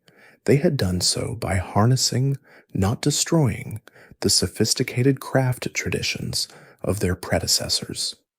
The Tula of the Tezcatlipoca cult was a city built and adorned by the hands of the Quetzalcoatl faction, a place where brutal militarism and exquisite refinement coexisted in a delicate, productive synthesis. This mastery began with a material that was both a tool of war and a canvas for art, obsidian. This volcanic glass, gleaming black as a starless night, was the steel of the Mesoamerican world, capable of being flaked into edges far sharper than any metal razor. The Toltecs' choice to build their capital at Tula was not just a defensive one, it was a profound act of economic genius. The city was positioned to seize and control the trade routes from one of the most important obsidian sources in all of Mesoamerica, the massive deposits at Pachuca, not far to the east. This was the prized green obsidian, a beautiful translucent glass with a distinct olive green hue, which had been the signature export of the mighty Teotihuacan. By controlling this mine, the Toltecs secured a monopoly on the single most important commodity for both tools and weapons, a source of wealth that would bankroll their entire empire. The evidence of this industry is scattered in glittering fragments across the entire site of Tula. Workshops piled high with debitage, the waste flakes from a million practice strikes, show that the city was a center for mass production. But this was not just a crude weapons factory. The Toltec craftsmen, using techniques of pressure flaking passed down through generations, could work this difficult, brittle material with the finesse of a jeweler. They produced by the thousands the prismatic blades that were the standard utility knife of every household, each one struck from a prepared core in a single fluid motion. They crafted the serrated projectile points for the atlatl darts that gave their warriors such a deadly reach, and they created the magnificent leaf-shaped sacrificial knives, like those clutched by the Atlantean warriors, which were as much symbols of religious power as they were functional tools. Perhaps most impressively, they created polished obsidian mirrors, the very symbol of Tezcatlipoca, objects of such a deep, smoky luster that they were believed to be portals to the supernatural world, tools for scrying the future and communicating with the gods. This skill with stone was matched by their work in clay, and the pottery of the Toltec era provides archaeologists with one of their most reliable chronological maps. When the Epiclassic period began, the collapse of Teotihuacan was mirrored by the rise of a new, distinct ceramic style known as Coyotlatelco, a simple but elegant red-on-buff ware that broke from the old imperial mold. But as Tula itself coalesced and rose to power around 900 CE, this was replaced by a new, diagnostic style known as Mazapa. This pottery, found in vast quantities throughout the Toltec heartland, is unmistakable. It is typically a simple, cream-colored baseware, decorated with a series of fine, parallel, wavy lines painted in a distinctive red or brown, a pattern that looks almost like a vibration, applied with a multiple brush tool. While perhaps less visually spectacular than the complex polychrome vases of the Maya, Mazapa ware represents something more significant: a standardized, mass-produced, and widely traded good, the mark of a coherent economic and cultural sphere. It was the everyday dinnerware of the empire. Alongside this, small, mold-made figurines were produced in vast numbers, giving us intimate handheld glimpses of daily life. Women kneeling at a metate to grind maize, nobles in their feathered regalia, and small, expressive animals, a domestic counterpoint to the city's monumental, impersonal statues. And there were other rarer arts. The Toltecs, unlike the classical Maya, were masters of architectural sculpture in the round, as the Chacmuls and Atlanteans prove.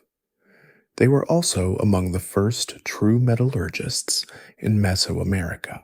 While metal was never used for tools or weapons, obsidian and chert remained supreme, the Toltecs began to experiment with copper, gold, and tumbaga, a gold-copper alloy, likely through trade contacts with peoples further south.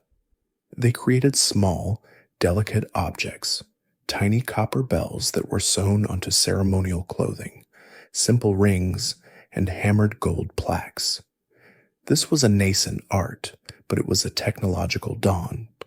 This combination of skills, the mastery of obsidian, the standardization of ceramics, the innovation in stone carving, and the first whispers of metallurgy, formed the material basis for the legend of Toltecayotlal. It was a material culture rich enough to serve the needs of a demanding warrior state, and sophisticated enough to be remembered centuries later as a lost golden age. Beyond the standardized, mass-produced Mazapa pottery that served the daily needs of the Toltec heartland, and alongside the glittering, sharp-edged wealth of the obsidian workshops, another, far more specialized commodity was moving through the markets and palaces of Tula.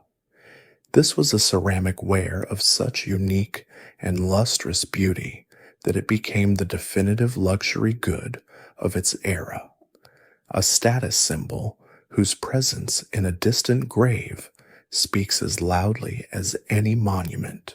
This was the celebrated and widely misunderstood plumbate ware.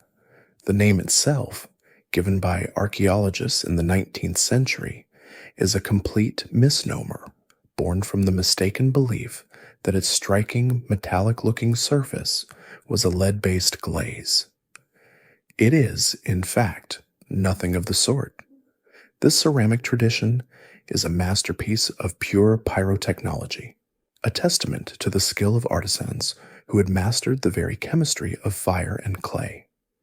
The secret of plumbate ware lies not in an additive, but in the material itself and the intense, controlled inferno of the kiln.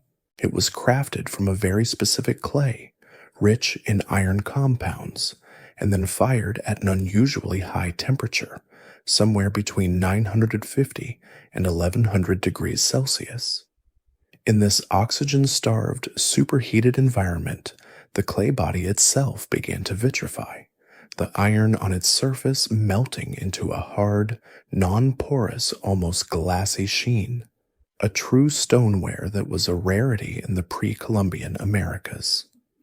When unearthed, these vessels gleam with a strange metallic, almost iridescent luster, their surfaces shifting in shades of gray, olive green, reddish brown, or a deep, smoky black. This was not a glaze that could chip or fade. It was the inherent, transformed nature of the clay itself, and it gave the pottery a distinctive, resonant ring when tapped, a clear, high note of quality that set it apart from all other ceramics. For many decades, the origin of this remarkable pottery was one of the great archaeological mysteries of Mesoamerica. Its distribution was bafflingly wide. It was found in great quantities at Tula, the Toltec capital. It was also found in even greater quantities and in spectacular forms hundreds of miles away in the jungles of the Yucatan at the great Maya city of Chichen Itza, and it was found in smaller but significant amounts all along the Pacific coast, its trade network stretching as far south as Costa Rica and as far north as western Mexico. Its presence seemed to map a vast, interconnected commercial world, but the center of production remained elusive. The Toltecs, as the dominant power of the day, were the obvious candidates, but no plumbate kilns, wasters, or workshops were ever found at Tula. The chemical analysis of the clay finally solved the puzzle, and the answer redrew the map of Toltec power. Plumbate ware was not made by the Toltecs. It was produced in a single, remarkably small region, the coastal plain and foothills of the Soconusco region, precisely on the modern border between Chiapas and Mexico and Guatemala. This area, a humid, tropical land of cacao groves and coastal trade, was the sole, exclusive production zone for this coveted ceramic. This discovery was a revelation. The Toltecs were not the producers of the most important luxury good of their time. They were its managers. The chronological peak of plumbait production, a phase known as Tohill plumbait, corresponds perfectly with the rise, dominance, and eventual fall of Tula, roughly from 900 to 1200 CE. This is no coincidence. It is the clearest archaeological evidence we have for the true nature of the Toltec Empire. This was not an empire of direct territorial conquest like that of Rome, but an economic hegemony, a long-distance commercial network enforced by the military power and prestige of the Toltec warrior lodges. Tula's leaders used their strategic position, their Chichimec knowledge of trade routes, and their formidable army to secure and dominate the plumbait road. They established a protected corridor that ran from the Soconusco coast all the way back to their capital in the Central Highlands, and from there they controlled its distribution throughout their sphere of influence. Plumbait ware, therefore, became the physical currency of this influence, the tangible marker of participation in the Toltec-dominated world order.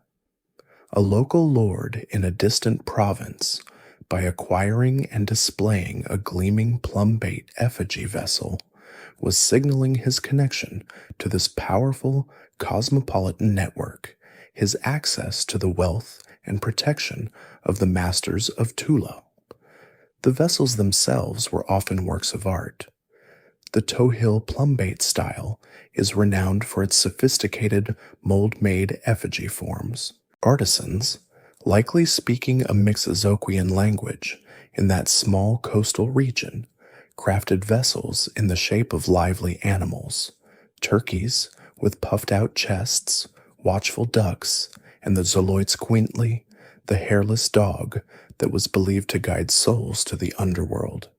They also depicted human figures, often hunchbacks, and most powerfully, representations of gods, including the very figure that Topiltzin Quetzalcoatl had abandoned, the feathered serpent. This trade, more than any monument, helps us understand the legendary wealth of Tula. The stories of a city overflowing with riches were not just a myth. They were the memory of a real, thriving, and extraordinarily lucrative long-distance trade, a flow of precious goods, plumbait pottery, quetzal feathers, jaguar pelts, and cacao beans that flowed into the capital, all of it secured by the spears of the warriors who had once held the roof of Pyramid B. The gleaming, vitrified surfaces of plumbait ware and the dark, liquid luster of polished obsidian flowed into Tula. But this wealth did not simply accumulate in the stone vaults of the state.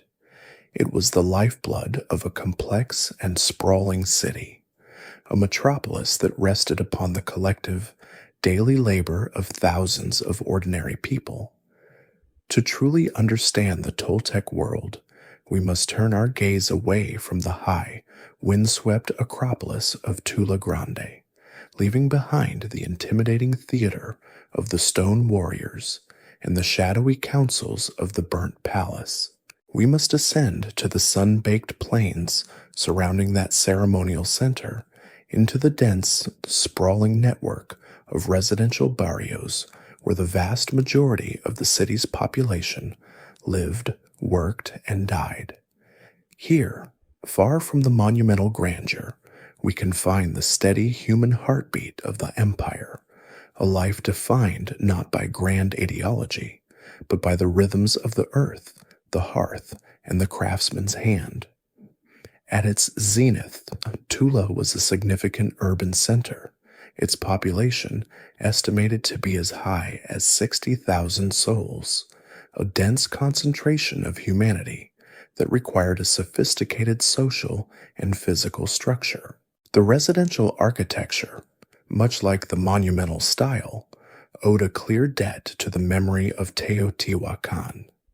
The common people, the Macehualtan, did not live in scattered single-family huts, but in highly organized multi-family apartment compounds.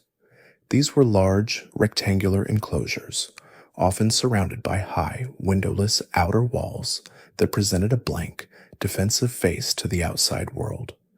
Inside, this domestic fortress opened up into a private, communal world.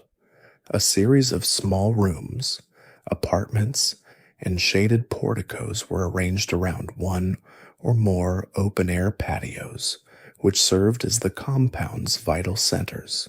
These patios were the principal sources of light and air, catchment basins for precious rainwater, and the primary stage for all domestic life. Within these shared courtyards, the air would have been thick with the sounds and smells of daily existence. Here, women would have spent countless hours kneeling before the three-legged metate, the volcanic grinding stone, rocking a mano back and forth to process the nixtamal, maize that had been boiled with lime to unlock its nutrition. The steady, rhythmic scraping of stone on corn, the patting of hands shaping masa into tortillas, and the sharp, smoky scent of those tortillas toasting on a flat clay comal would have been the sensory backdrop to every single day.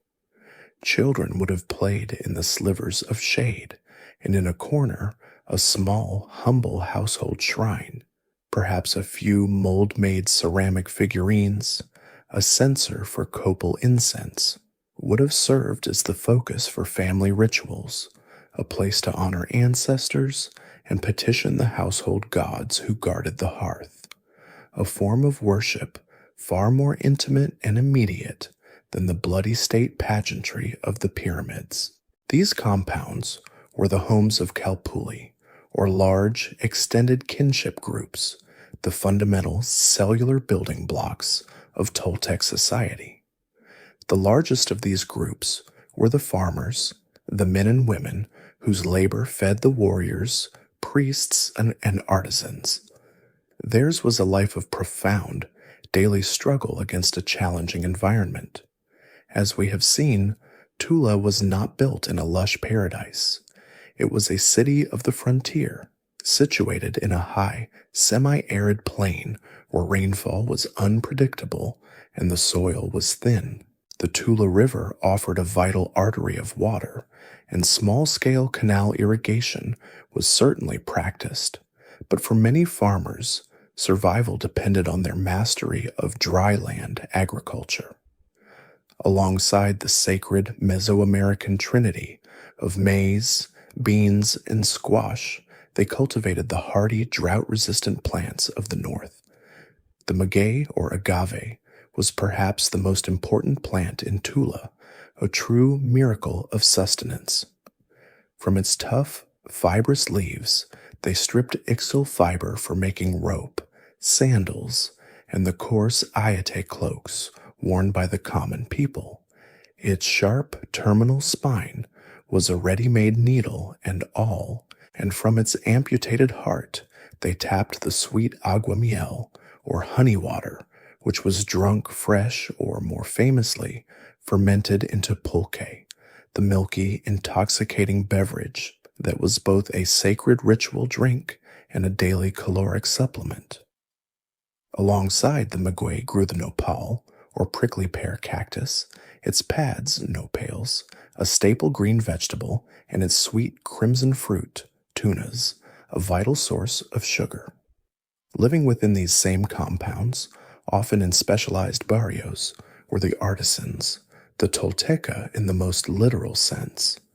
The glitter of obsidian was everywhere. The city was a massive production center for the blades, points, and ceremonial objects made from the prized green obsidian of the Pachuca mines. These workshops were often family-run businesses, the ground outside their patios littered with millions of sharp-edged flakes and exhausted polyhedral cores, the refuse of a craft passed down from father to son from mother to daughter. The constant high-pitched tap and tap and tap of a craftsman's antler tool pressure flaking a new, razor-sharp prismatic blade would have been a common sound in the city. Other compounds specialized in ceramics, the smoke from their kilns rising in the afternoon air as they fired the thousands of simple, functional mazapa red on wavy line bowls and jars that were the standard issue dinnerware of the empire.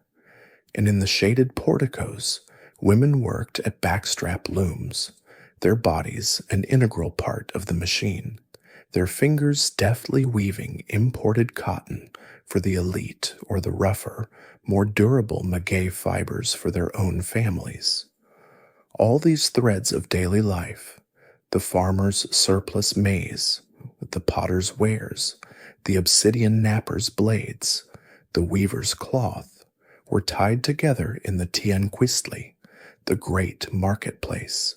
This vibrant, noisy, and colorful assembly, likely held in or near the main plaza on specific days, was the true social and economic heart of Tula. It was where the city's internal economy functioned, where local goods were exchanged, and where the common people could brush up against the exotic world of the long-distance merchants, the Pochteca, who brought in the coastal plumbait ware, the bright feathers, and the seashells.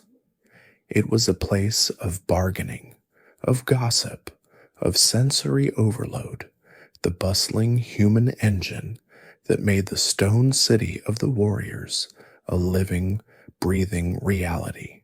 The bustling, local Tianquistli, the great marketplace where the farmer, the potter, and the obsidian napper met, was the thrumming daily heart of Tula's internal economy. But it was also something more. It was the final, domestic endpoint of a vast, continent-spanning circulatory system, a network of perilous roads and silent footpaths that funneled the exotic, glittering wealth of a hemisphere into this single, high-plateau capital. The legendary riches of Tula, the stories of palaces adorned with jade and feathers that so captivated the later Aztecs, were not a myth. They were the memory of a real and brilliantly managed economic empire, one built not on a foundation of lush, easy abundance, but on the strategic control of scarcity and distance. The Toltec state was a colossus that stood astride the two great halves of the Mesoamerican world, its Chichimec foot planted in the arid deserts of the north, and its Nono-Alca foot planted in the tropical jungles of the south, drawing power from both. The entire enterprise was powered, first and foremost, by the agricultural surplus we have seen, the food that the state marshaled from its own resilient farmers, and, just as importantly, from a system of regional tribute. The warriors of the Eagle and Jaguar lodges were not just a religious or political class. They were the enforcement arm of the imperial treasury.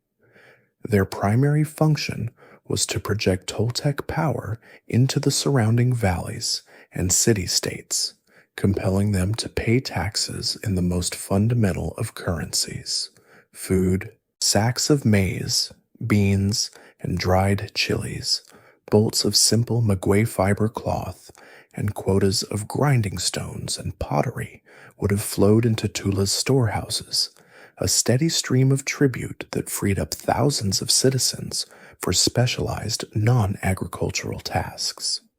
This surplus fed the full-time army, it sustained the priests, it financed the massive public works projects of Tula Grande, and it supported the two classes of men who defined the empire's external reach: the master artisans and the long-distance merchants. The true genius of the Toltec economy lay in its long-distance trade, an enterprise perfectly suited to their hybrid identity.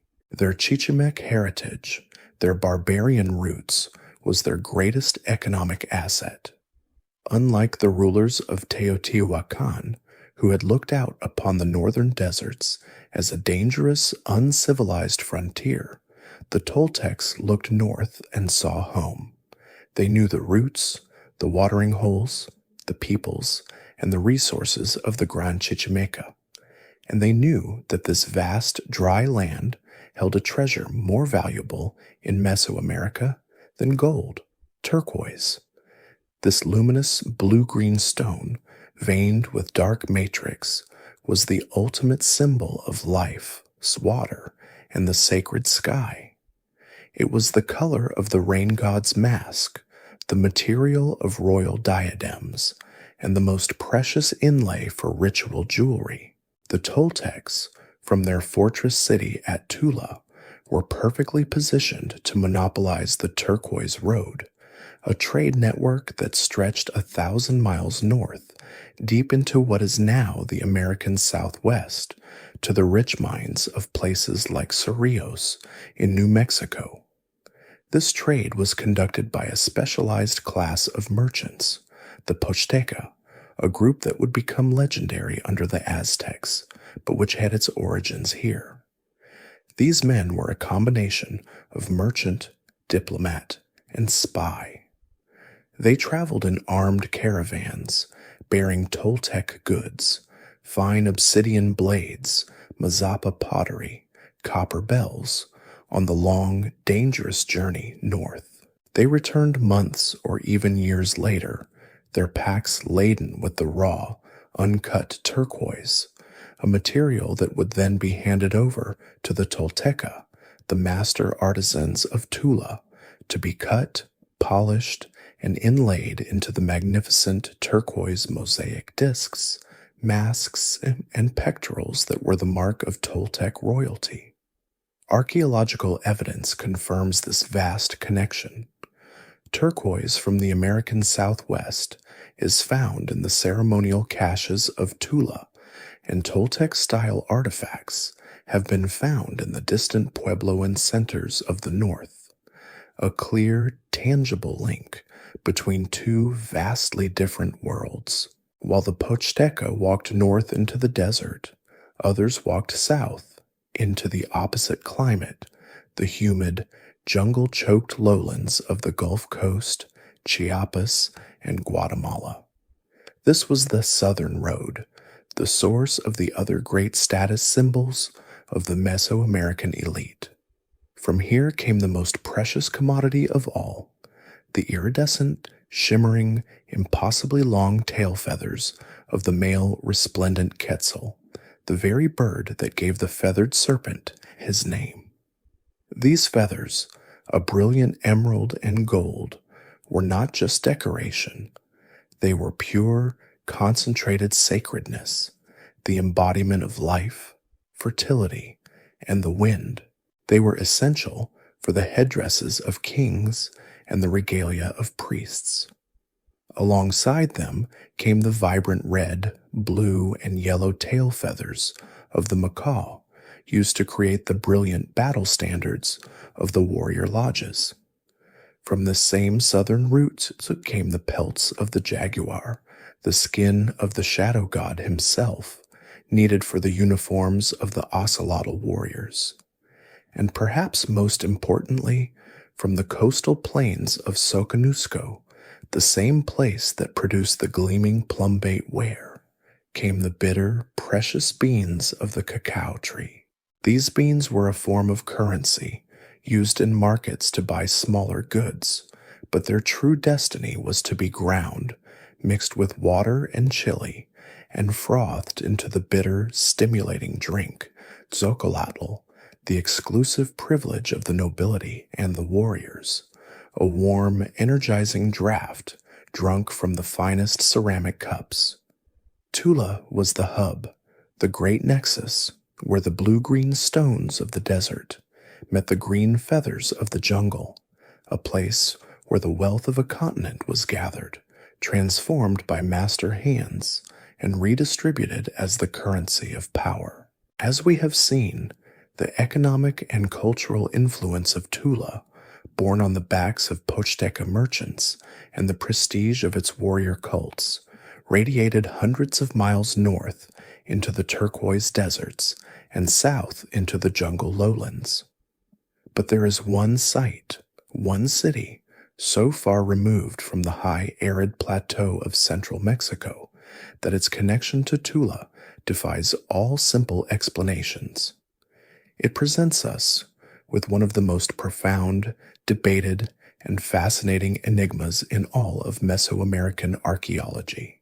To find it, we must leave the Toltec heartland entirely, traveling more than 700 miles east across the Gulf of Mexico, deep into the flat, limestone shelf of the northern Yucatan Peninsula, the homeland of the Maya.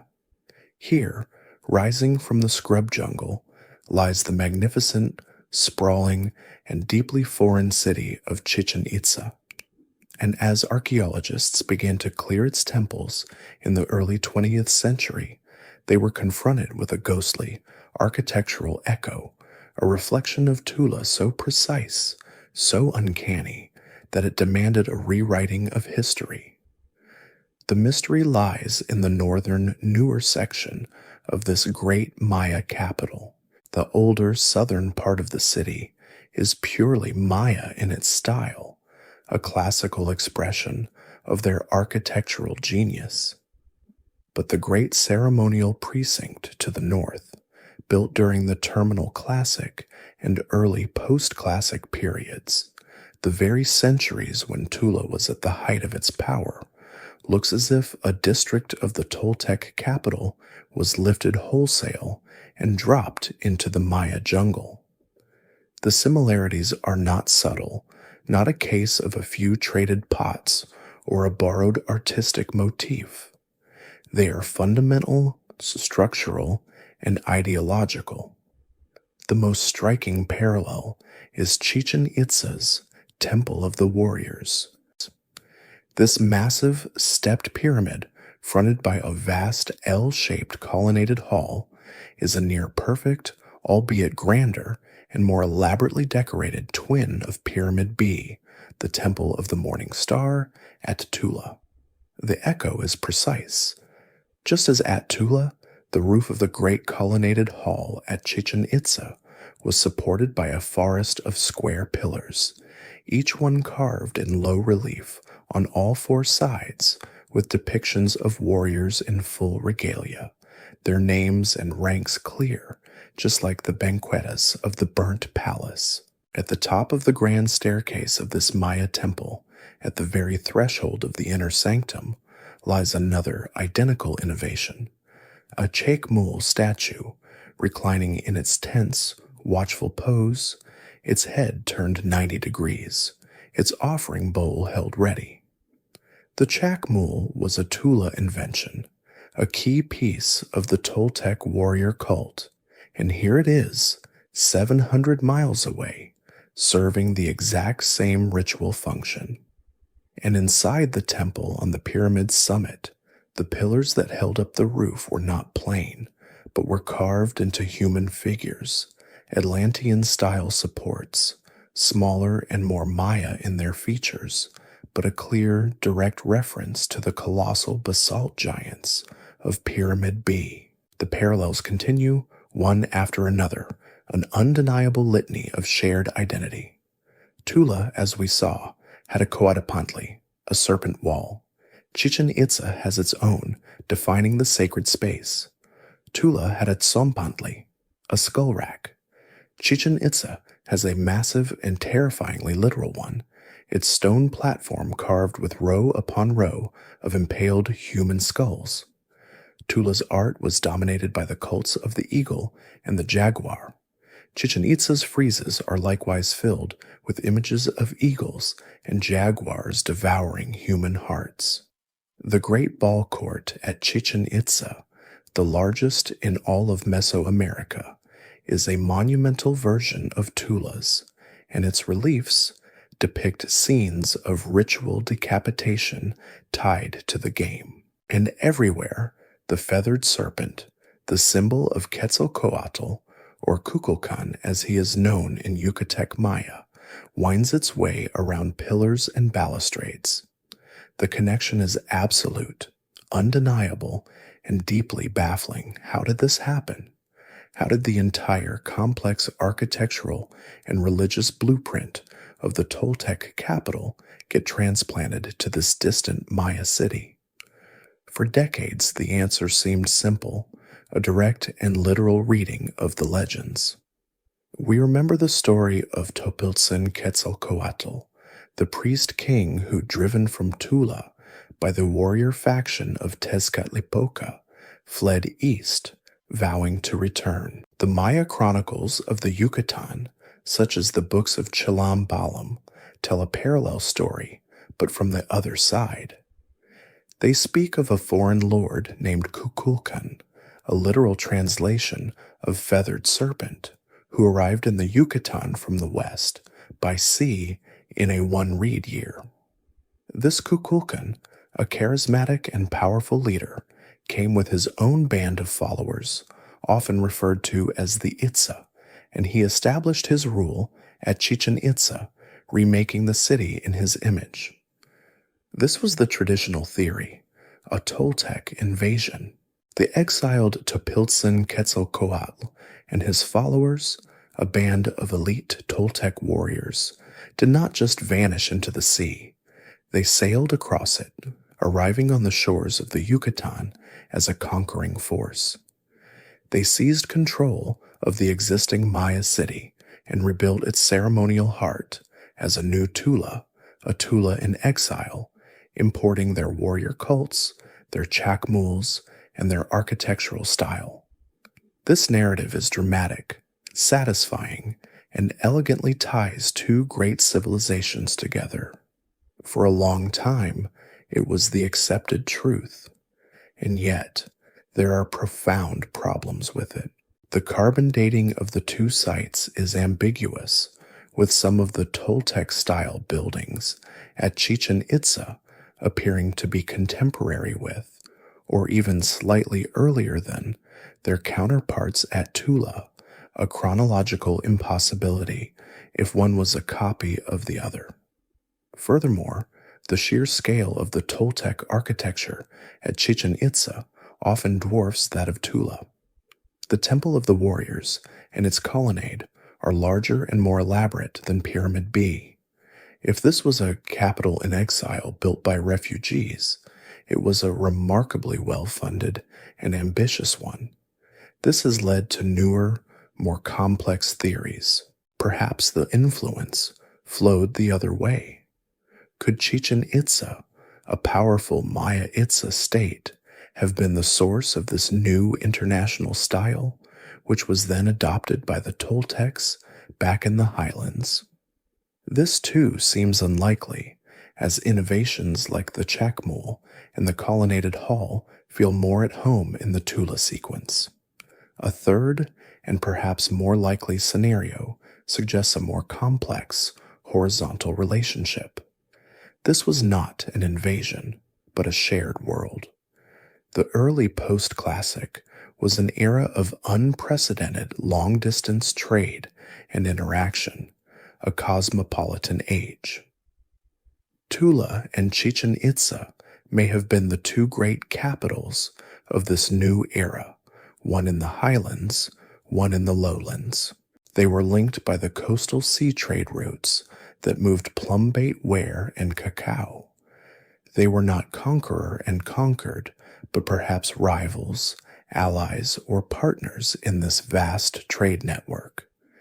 The Itza of Chichen Itza, who may have been a Chontal Maya group from the Gulf Coast, a people of traders and seafarers, could have adopted Toltec ideology and architecture by choice.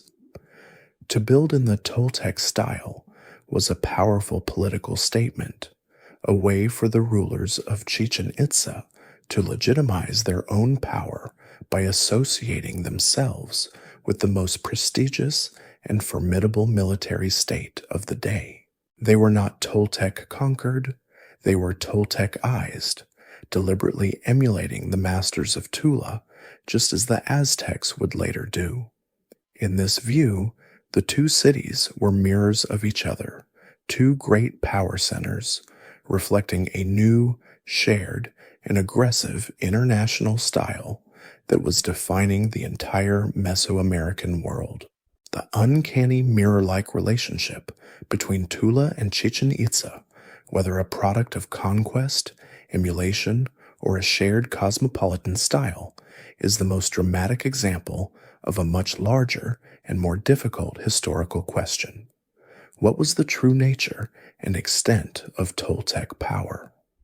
For much of the 20th century, guided by the grand, reverent legends of the Aztecs, scholars and the public alike envisioned a Toltec empire in the most literal sense. We imagined a vast, centralized, and militaristic state, a direct predecessor to the Aztec Empire, a domain that stretched from the deserts of the north to the jungles of the Yucatan, its borders secured by legions of eagle and jaguar warriors, and its coffers filled by a steady stream of tribute from 100 conquered provinces. In this model, Tula was the imperial capital, the Rome of its day, and its cultural style was spread by the spear, a monolithic blanket of influence laid over a vast, subjugated territory. This traditional view, however, begins to fracture and dissolve when held up to the cold, hard light of modern archaeological excavation. The Toltec Empire, when one actually tries to map it, becomes a ghostly, ephemeral thing. Unlike the later Aztec Empire, which left a clear footprint of garrisons, provincial governors, and most importantly, mountains of standardized state-mandated tribute, the Toltec world appears far less centralized and far more patchwork. When archaeologists look for evidence of direct Toltec conquest and occupation outside of Tula's immediate heartland in the Hidalgo region, they find it surprisingly difficult to locate. There are no great Toltec fortresses on the borders of a vast territory, no clear administrative centers stamped with Tula's authority in distant lands. The map of Toltec sites is not a solid, contiguous block of color. It is a scattering of isolated points, a constellation of influence, rather than a solid, landed empire. What we find, instead of a political map, is a cultural one. The spread of Toltec traits, the colonnaded halls, the Shakmul statues, the Tzompantli skull racks, the specific motifs of eagles devouring hearts, is undeniable, but its pattern is one of leapfrogging and selective adoption. It appears intensely in a few, very specific, and often very distant places, like Chichen Itza, while bypassing huge regions in between. This is not the pattern of a methodical, marching army. It is the pattern of a long-distance trade route, or a popular, prestigious idea. This has forced a fundamental reevaluation of what Tula truly was. The evidence now suggests that Tula's power was not territorial, but hegemonic and commercial.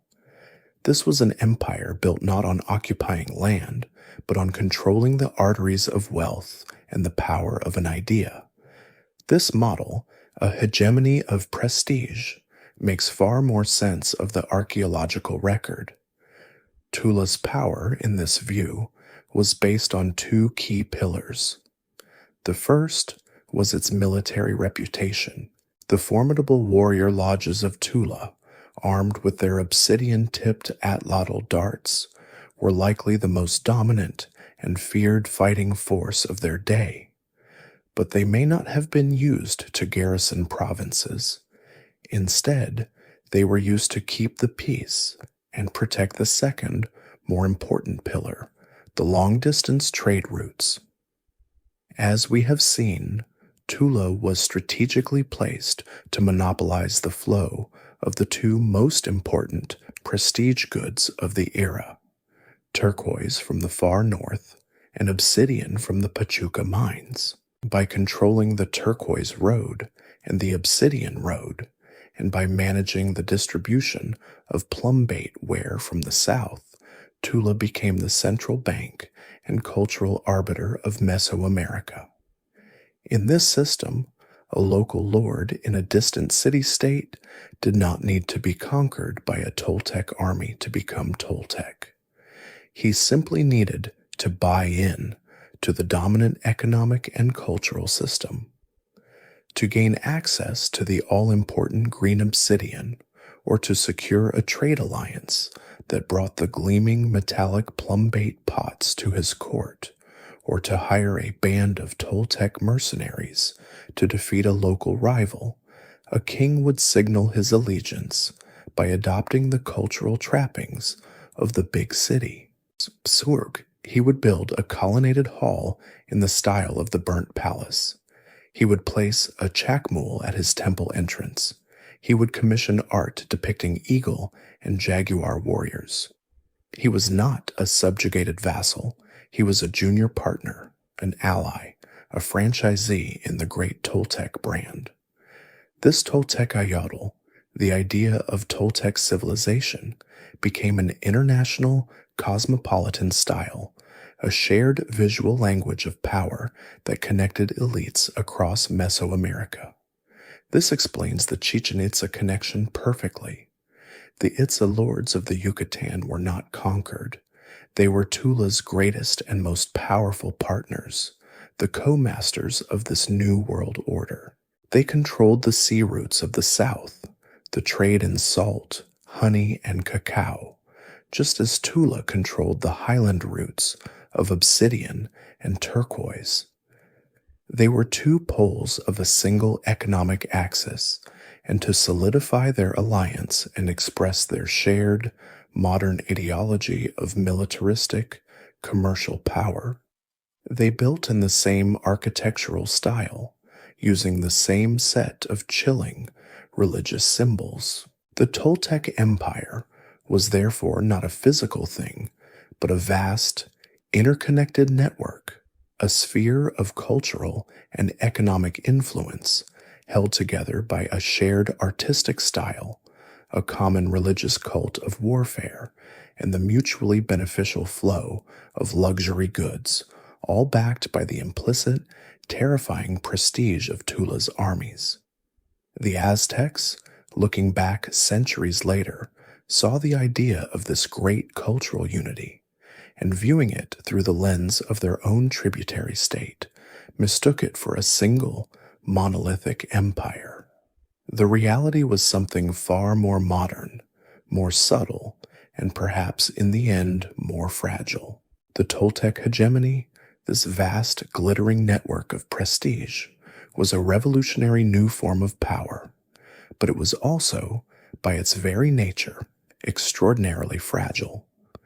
An empire built on land and direct occupation, like that of the Romans, can endure a bad harvest or a weak emperor. Its sheer bureaucratic and military weight creates a kind of inertia. But an empire built on reputation, a system that runs on the perceived sacredness of its feathers and the perceived value of its turquoise, is a far more delicate machine. It is profoundly vulnerable to a crisis of confidence. If the center is perceived to be weak, the entire network can unravel with astonishing speed, as distant partners simply stop answering the call, stop paying their dues, and stop believing in the central idea. And in the 11th and 12th centuries, Tula was struck by two such crises, a perfect storm of internal decay and external catastrophe that would ultimately tear its brilliant, hybrid civilization apart. The first, and perhaps most corrosive rot, was internal.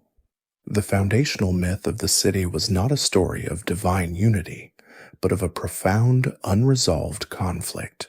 The battle between the priest-king Topiltzin Quetzalcoatl and the sorcerer Tezcatlipoca. This was not just an ancient story. It was the living, political memory of the state's central, unhealed wound. The Tezcatlipoca faction, the warrior lodges of the Chichimec tradition, had won. They had seized the state, remade its art, and imposed their religion of militaristic sacrifice. But the Nono Alca, the artisan class, the scholars, the priests of the old exiled god, had not simply vanished. They remained a subjugated, resentful, and highly skilled population, the very people whose hands built the palaces and crafted the jewelry for their new masters. Tula was a city living in a permanent state of ideological tension, a cold war between two visions of civilization, a house divided against itself. This internal instability was likely compounded by the very structure of the new warrior state. Power was not vested in a single supreme emperor, but in a council, a collection of competing military lodges. The banquetas of the Burnt Palace show us a procession of equals, a confederation of lords from the eagle, jaguar, and coyote societies.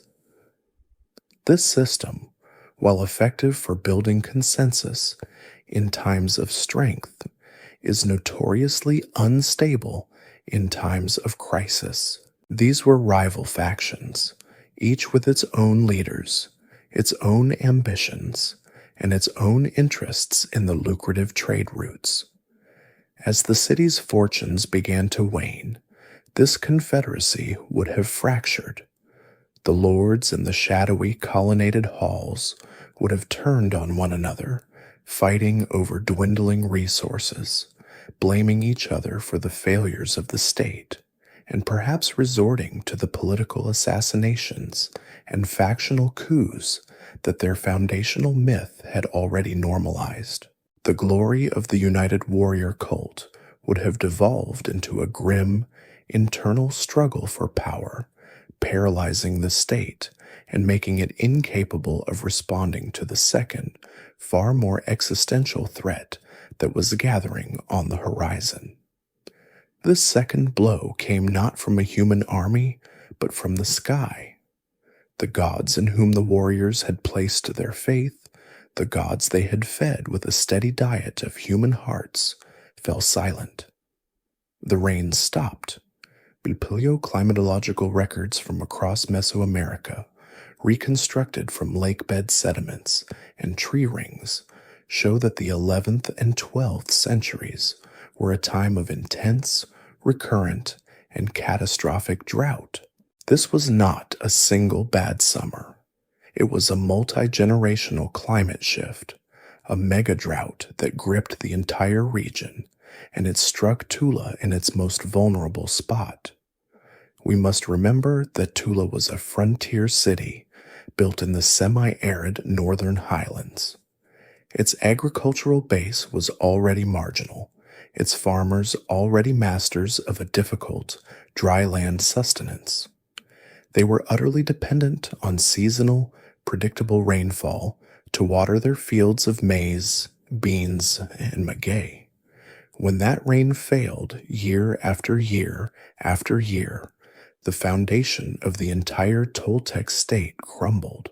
The fields around Tula, the very ones that fed its 60,000 inhabitants, would have turned to baked, cracked clay. The maize shriveled on the stalk, the maguey plants withered, and the Tula River itself may have slowed to a muddy trickle. Famine, a word that had been held at bay by the empire's wealth, would have become a horrifying reality, stalking the apartment compounds and barrios. The state storehouses, filled with tribute from surrounding vassals, would have quickly emptied, and those vassals, suffering from the same drought, would have soon refused to send their own precious, meager harvests to the capital, a capital that could no longer project the power to compel them. The flow of tribute stopped. The farmers starved. This was not just an economic or humanitarian crisis. It was a profound, existential, and ideological one. The entire legitimacy of the Tezcatlipoca faction rested on a single terrible bargain. We provide the gods with human blood, and they, in turn, provide us with the victories and the cosmic order that allow us to eat. The warriors had proven their part. The Tzompantli was full, the Chacmuls had been fed. But the gods, it seemed, had broken the pact. The sun still rose, but the clouds refused to yield their water. The entire religious structure of the state was revealed as a devastating failure. The priests and warriors, who had once seemed all-powerful, were now exposed as impotent, unable to perform the one basic duty of any Mesoamerican ruler, to appease the deities of rain and fertility. The Nonoalca faction would have seen this as the just, long-delayed revenge of the exiled Quetzalcoatl, the wind god who had taken the rain with him. The common people, starving and terrified, their faith shattered, would have seen their rulers not as masters, but as frauds. The internal political fractures would have burst wide open, and the city, consumed by hunger, infighting, and a complete loss of faith, began to die long before the first foreign enemy arrived at its gates. The great, interconnected web of the Toltec hegemony, already strained to the breaking point by the relentless invisible pressures of drought and the corrosive internal rivalries of the warrior lodges, was now a city without a center. The faith that had held it together, the terrible bloody bargain with the gods of the smoking mirror, had been irrevocably broken. The rains had failed, the fields were dust, and the storehouses were empty. Into this twilight of empire, this age of famine and profound disillusionment, stepped the last tragic ruler of the Toltec dynasty, a man whose name, like that of his mythic predecessor, would be forever bound to the city's final, agonizing moments. His name was Humak, a title that translates as Big Hand, though his grasp on the scepter of power was by all accounts fatally weak. He was not a charismatic priest-king like Topiltzin Quetzalcoatl, nor a cunning sorcerer-warrior. He was, in the legends that survive, simply the man who had the profound misfortune of presiding over the end of the world. The chronicles that record his reign, written centuries later by the Aztecs, who saw Tula as their own ancestral mirror, are not sober political histories. They are a collection of grim, supernatural portents, a catalog of omens, a mythological explanation for a catastrophe that was, at its core, all too human. The historical reality was the mega-drought, the starvation, and the political infighting we have already explored. But to the Mesoamerican mind, these disasters were not random, climatological events. They were symptoms of a much deeper, cosmic sickness. They were the physical manifestations of the gods' profound displeasure, a sequence of terrifying warnings before the final retributive blow. The reign of Humak is, therefore, the story of these omens, each one more surreal and terrifying than the last, a sign that the pact between Tula and the divine was not just broken, but being actively and violently dissolved. The omens began subtly. The famine itself was the first sign, a miracle in reverse. The maize, the sacred flesh of humankind, refused to grow or grew stunted and useless. But soon, the legends claim, more explicit horrors began to stalk the city. A woman was heard weeping in the streets night after night, a dreadful, mournful cry that chilled the blood, an omen of death that would echo centuries later in the Aztec legends of La Llorona. Other tales, recorded by the Franciscan friar Bernardino de Sahagún, speak of monstrous apparitions. A tueo, a name for a stranger, or a huastec from the coast, suddenly appeared in the marketplace. But he was a giant, a grotesque figure who, in a fit of rage, clubbed and killed countless people. The warriors of Tula, attempting to capture him, found that their weapons passed through him as if he were smoke, a phantom of pure malice.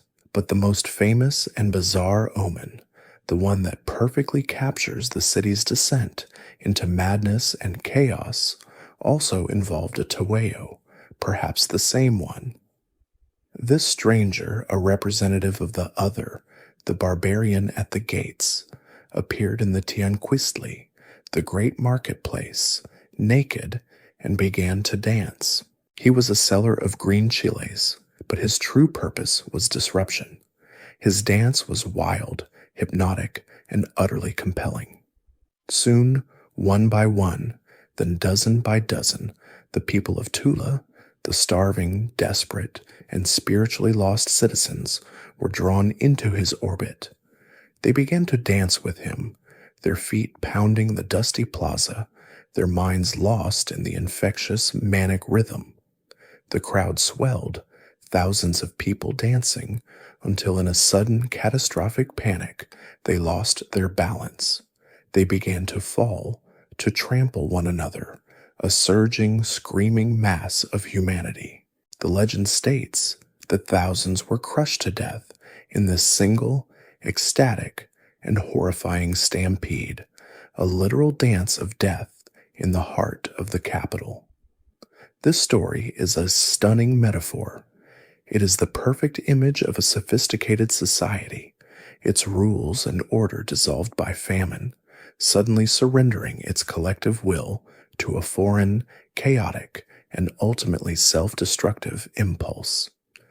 The stranger is that external force, perhaps the new, more aggressive Chichimek bands beginning to probe Tula's weakened defenses, or perhaps the internal chaos of the rival factions, the stranger within.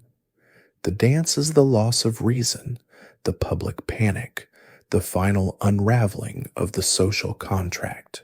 Huimak, the big hand, was powerless to stop it. He and his council of feuding lords could only watch as the city they had inherited, the place of the reeds, devoured itself. The legends say he tried, ordering his warriors to kill the dancing stranger, but after he was slain, his rotting corpse spread a pestilence so foul that it killed thousands more, another sign that the very air of Tula was now poisoned. As the omens reached this fever pitch, as the city collapsed from starvation, disease, and internal panic, Huimak knew his reign was over. The dynasty of Mixcoatl was at an end, but his departure would not be the noble, divine tragedy of Topiltzin Quetzalcoatl. There would be no funeral pyre, no apotheosis into the morning star, no serpent raft sailing into a promised dawn. Huimak's end, as told in the legends, was a desperate and human flight. He gathered the last of his loyal nobles, the remnants of the ruling class, and he fled his capital, abandoning the starving commoners to their fate. He led his followers south, back into the Valley of Mexico, the ancestral heartland. His journey ended at Chapultepec, Grasshopper Hill, a place that would one day be the sacred precinct of the Aztec emperors. But for Huimak, it was a place of refuge and despair. There, in a deep, sacred cave known as Concalco, the place of the Maze Ear, the last king of the Toltecs, having failed to provide his people with maize, life, or leadership, ended his own, a final grim suicide that marked the definitive end of the Toltec age.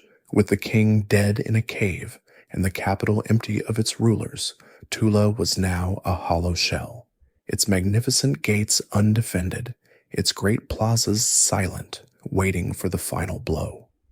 The last king of the Toltecs was gone, a ghost in a sacred cave, and the city he had abandoned, Tollan was a hollow, echoing shell.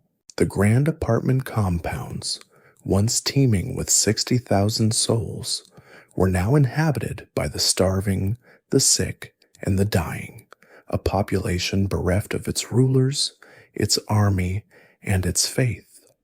The ideological sickness, the catastrophic drought, and the internal political rot had done their work, killing the empire from within. All that was left was for an external force to deliver the final, merciful blow, to topple the stone carcass that was no longer a living city. And in the arid, tumultuous lands to the north, the Gran Chichimeca, from which the Toltecs themselves had once emerged, new and hungrier bands were stirring, drawn south, just as Mixcoatl had been, by the scent of civilization, which had now become the scent of decay. These were not the Tolteca Chichimeca of old, not the sophisticated migrants who had fused with the Nonoalca artisans. These were new waves of nomadic peoples, driven by the same mega-drought that was starving Tula, but they were hardened by it, not broken. They were peoples of the bow, less interested in building cities than in taking them.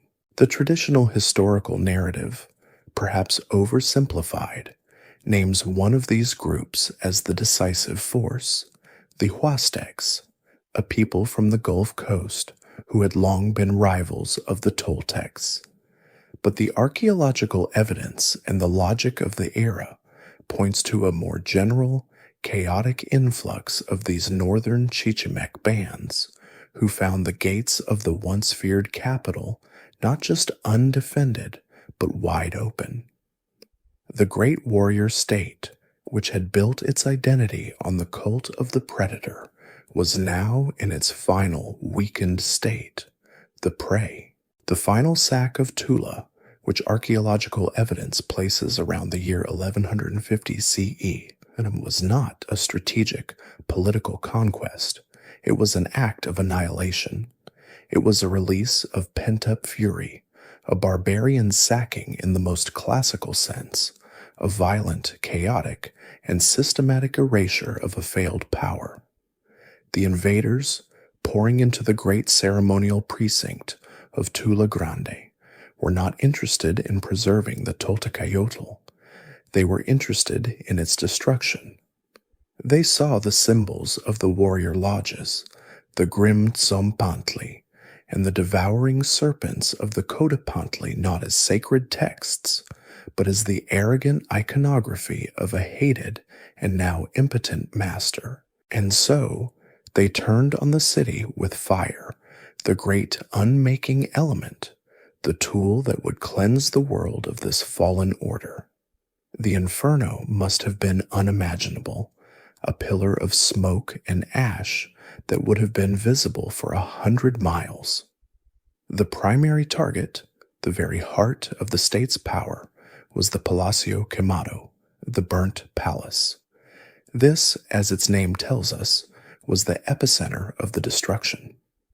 The invaders swarmed into its colonnaded halls, the shadowy council chambers of the eagle and jaguar lords, and they put it to the torch.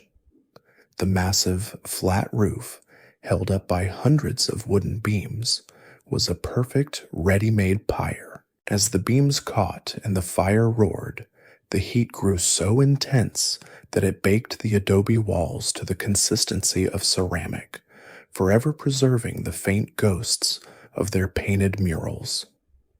The roof collapsed inwards, a thundering, crashing avalanche of burning timber, plaster, and ash, which fell upon the banquetas, the stone benches carved with the procession of warriors, shattering some and burying others. It was this act of supreme violence that paradoxically created the time capsule we have today, sealing the Chacmul statue, the turquoise offerings, and the layout of the palace under a sterile, protective layer of its own carbonized ruin. From the palace, the flames leapt to the adjacent temple, the Great Pyramid B, the Temple of the Morning Star. The mob surged up its grand staircase, past the impassive waiting Chacmul, and into the inner sanctum, the Holy of Holies that was held aloft by the 4 colossal Atlantean warriors. They set fire to this temple as well, its own wooden roof blazing against the sky. And as the fire consumed the structure, the immense superheated beams warped and gave way, crashing down upon the stone giants who had held them up for centuries. The impact was catastrophic. The 4 basalt warriors, those ultimate symbols of Toltec military might, were toppled and shattered, breaking into the neat, drum-like sections from which they had been assembled. They fell upon the temple floor, broken, defeated, and were soon buried by the same ash and debris that was consuming the rest of the Acropolis. It was a perfectly symbolic end, the very pillars of the Toltec state, broken and buried by the flames of their own hubris. The destruction was not confined to the ceremonial center. The entire city burned. The residential compounds, the apartment blocks, the artisan workshops, all were systematically looted and set ablaze. Idols were smashed, altars desecrated. This was not just a sacking, it was an execution. When the fires finally died down, days or perhaps weeks later, Tula was no more. The city of 60,000 was now a smoking, depopulated necropolis, its grand plazas silent and carpeted in ash, its pyramids just charred, smoking hills, its great stone warriors lying in pieces, sightless, in the wreckage of their temple. The wind that blew across the high plateau no longer carried the sounds of the marketplace or the conch shell trumpet. It carried only the fine gray dust of a civilization that had, in the space of a few generations, risen from nothing, defined its world, and then vanished forever. The survivors, the few, the starving, the broken, had already fled, scattering in all directions, carrying nothing but the memory of a place called Tollan. When the last acrid smoke finally cleared from the charred husk of Tula Grande, it revealed a landscape of profound and absolute silence. The great city, the Tollan of the warriors, was no more. Its pyramids were now just blackened, rubble-strewn mounds, and its colossal stone guardians lay in shattered, defeated pieces beneath the ruins of their own temple. The invaders from the north, the new, hungrier wave of Chichimec nomads, had been brutally thorough, extinguishing not just a city, but the center of a world. Yet, a civilization is more than its stone monuments and its storehouses. It is, in the end, its people and its ideas. And though the vast majority of Tula's population had perished in the final, agonizing collapse, consumed by the famine, the pestilence, and the eventual flames, some had survived. These were the refugees, the scattered, terrified remnants of a broken people, and they now carried the memory of Tula, its one truly indestructible, priceless treasure, in their minds. This was the beginning of the great Toltec diaspora, the scattering of the Reed people. This was not a single, organized migration, not a new army marching south, but a desperate, atomized flight. Small bands of survivors, families, and individuals, emaciated and traumatized, trickled away from the ruins, their backs to the hostile arid north. They moved south instinctively, back toward the ancestral heartland of central Mexico, the great fertile valley of Mexico, the Anahuac, the land between the waters.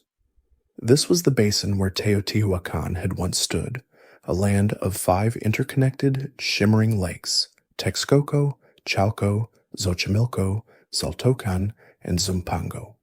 After centuries of living in the shadow of Tula's hegemonic power, this valley was a patchwork of small, competing city-states, the Altepetl, minor kingdoms ruled by petty lords and local warlords. It was a land of opportunity for some, and a place of final refuge for all. The refugees who straggled into the Valley of Mexico brought with them no material wealth.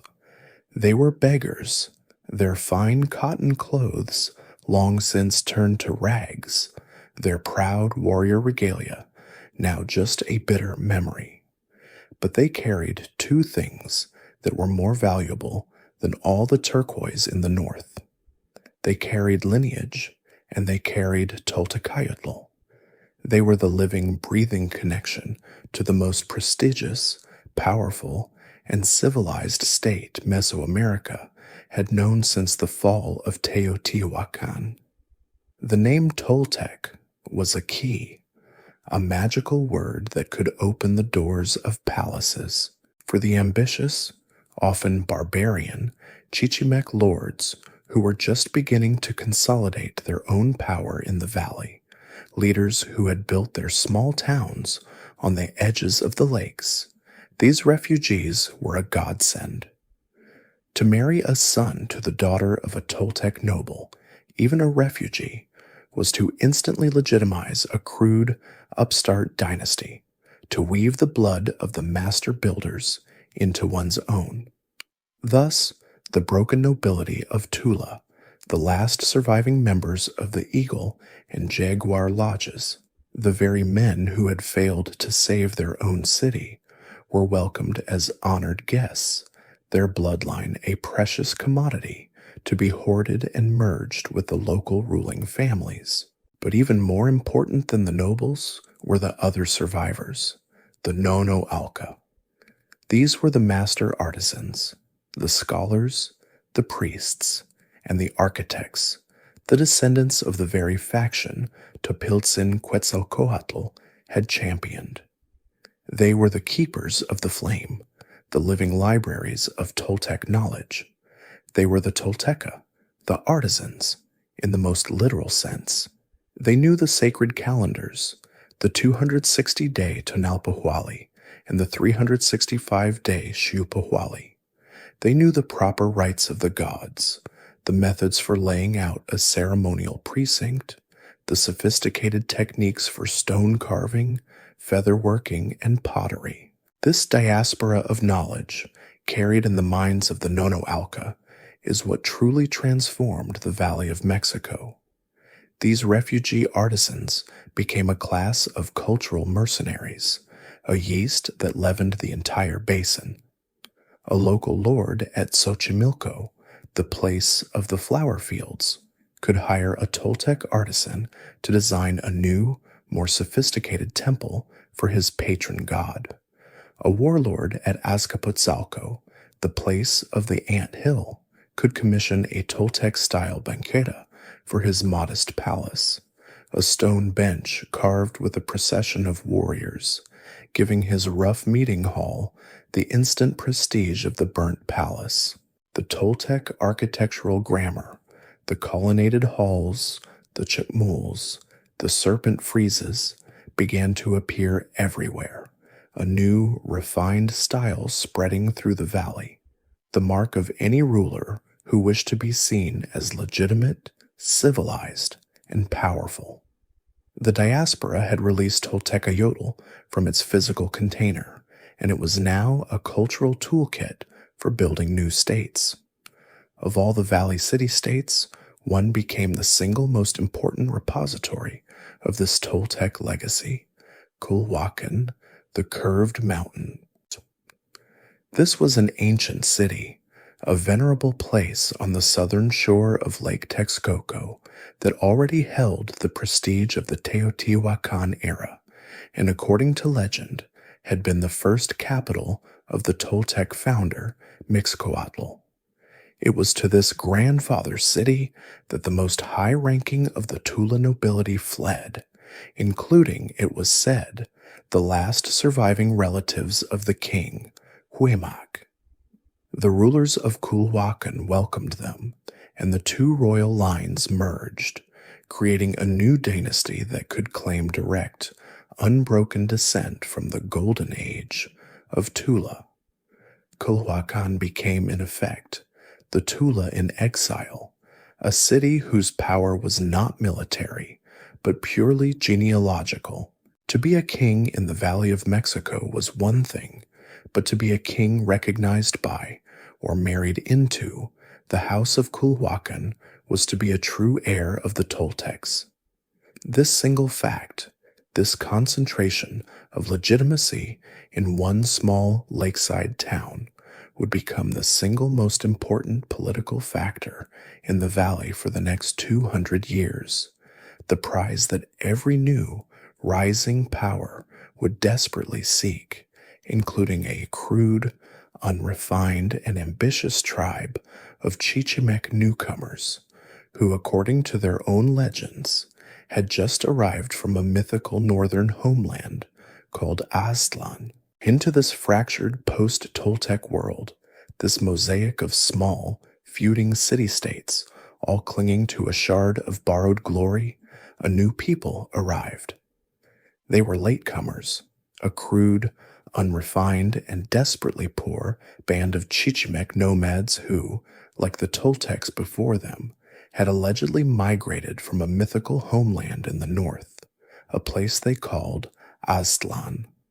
They called themselves the Mexica, though history would come to know them by the name of their mythical origin, the Aztecs. When they straggled into the Valley of Mexico sometime in the 13th century, they were despised by everyone.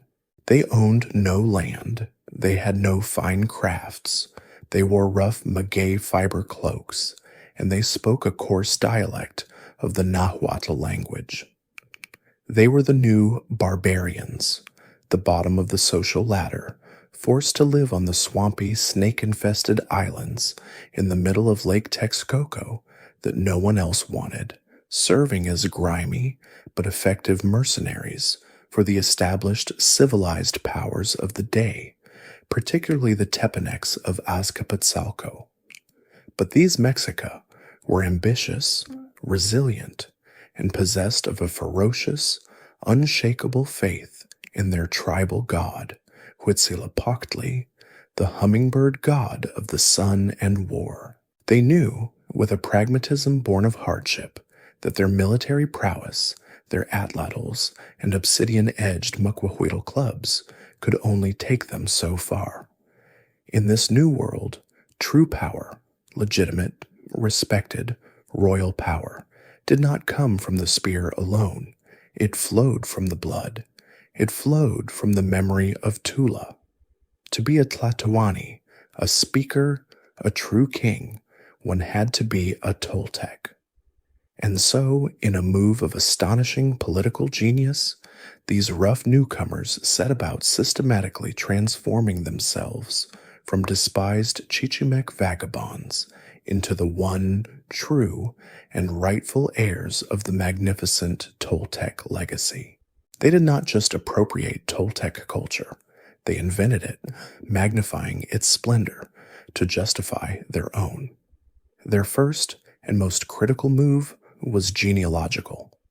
Around the year 1376, the Mexica elders, having established their muddy island city of Tenochtitlan, went as humble petitioners to the most prestigious man in the valley, the ruler of Culhuacan.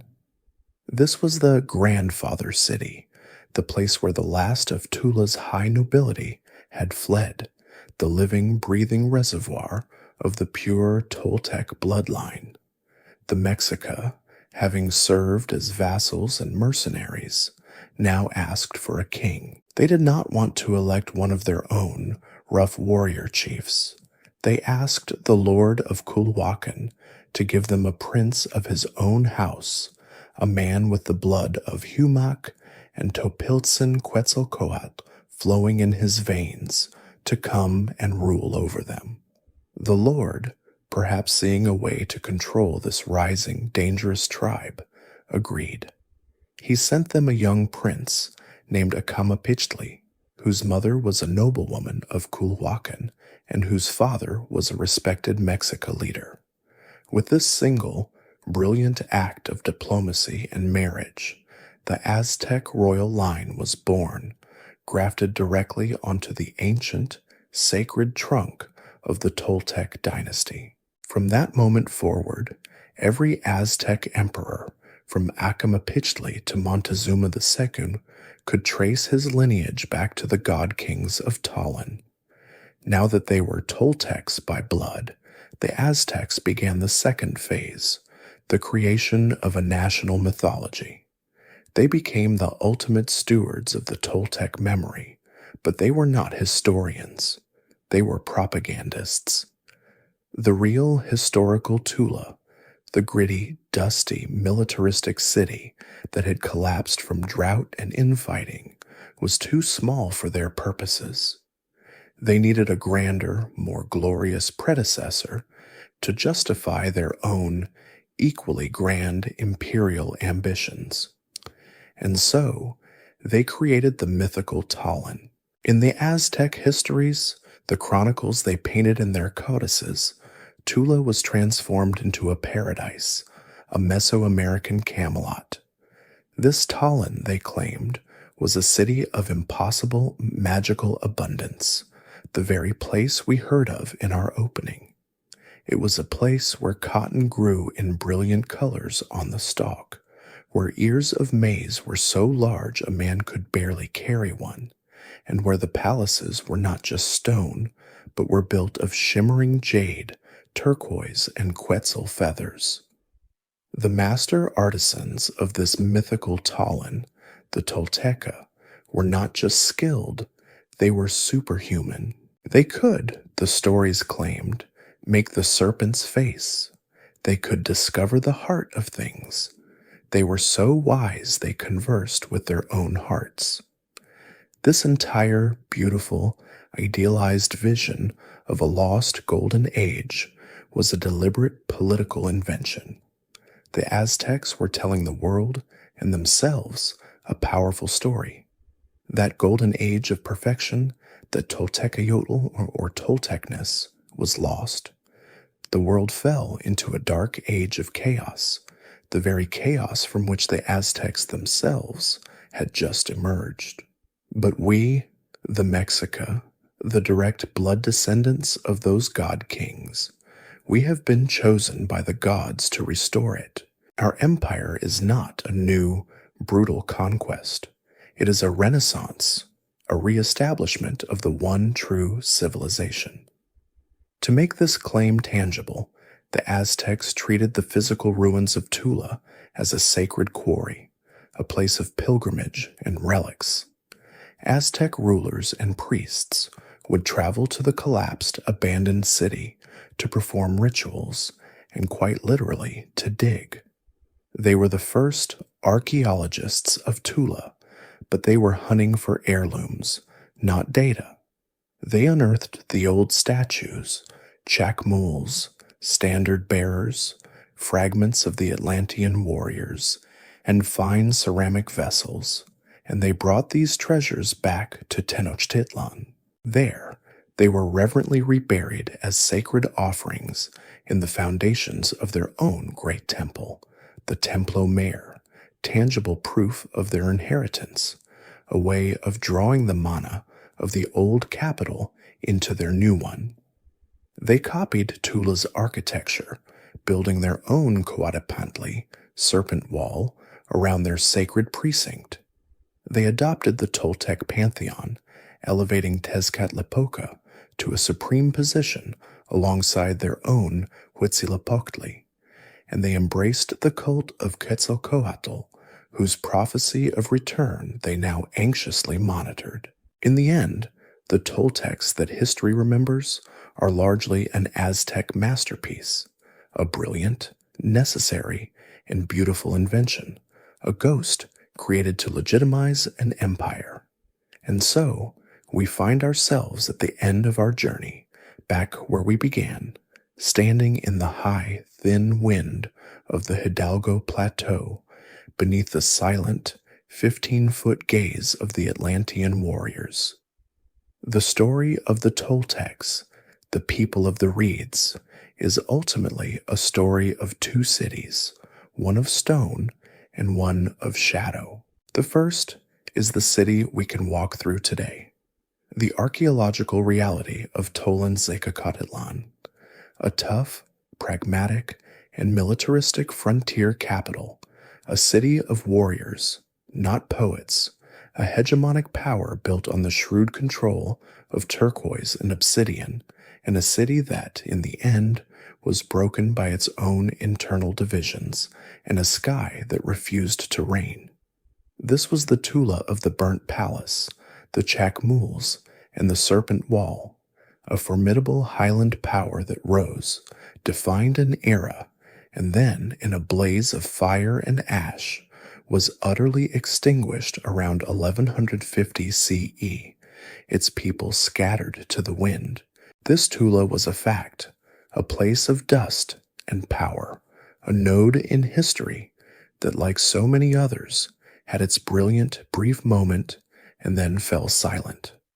But the second city, the one built by the Aztecs from the memories and ambitions of the survivors, this city was indestructible. This was the mythical Tollan, the glittering golden age paradise of the mind, the place where cotton grew in colors and jade was as common as stone.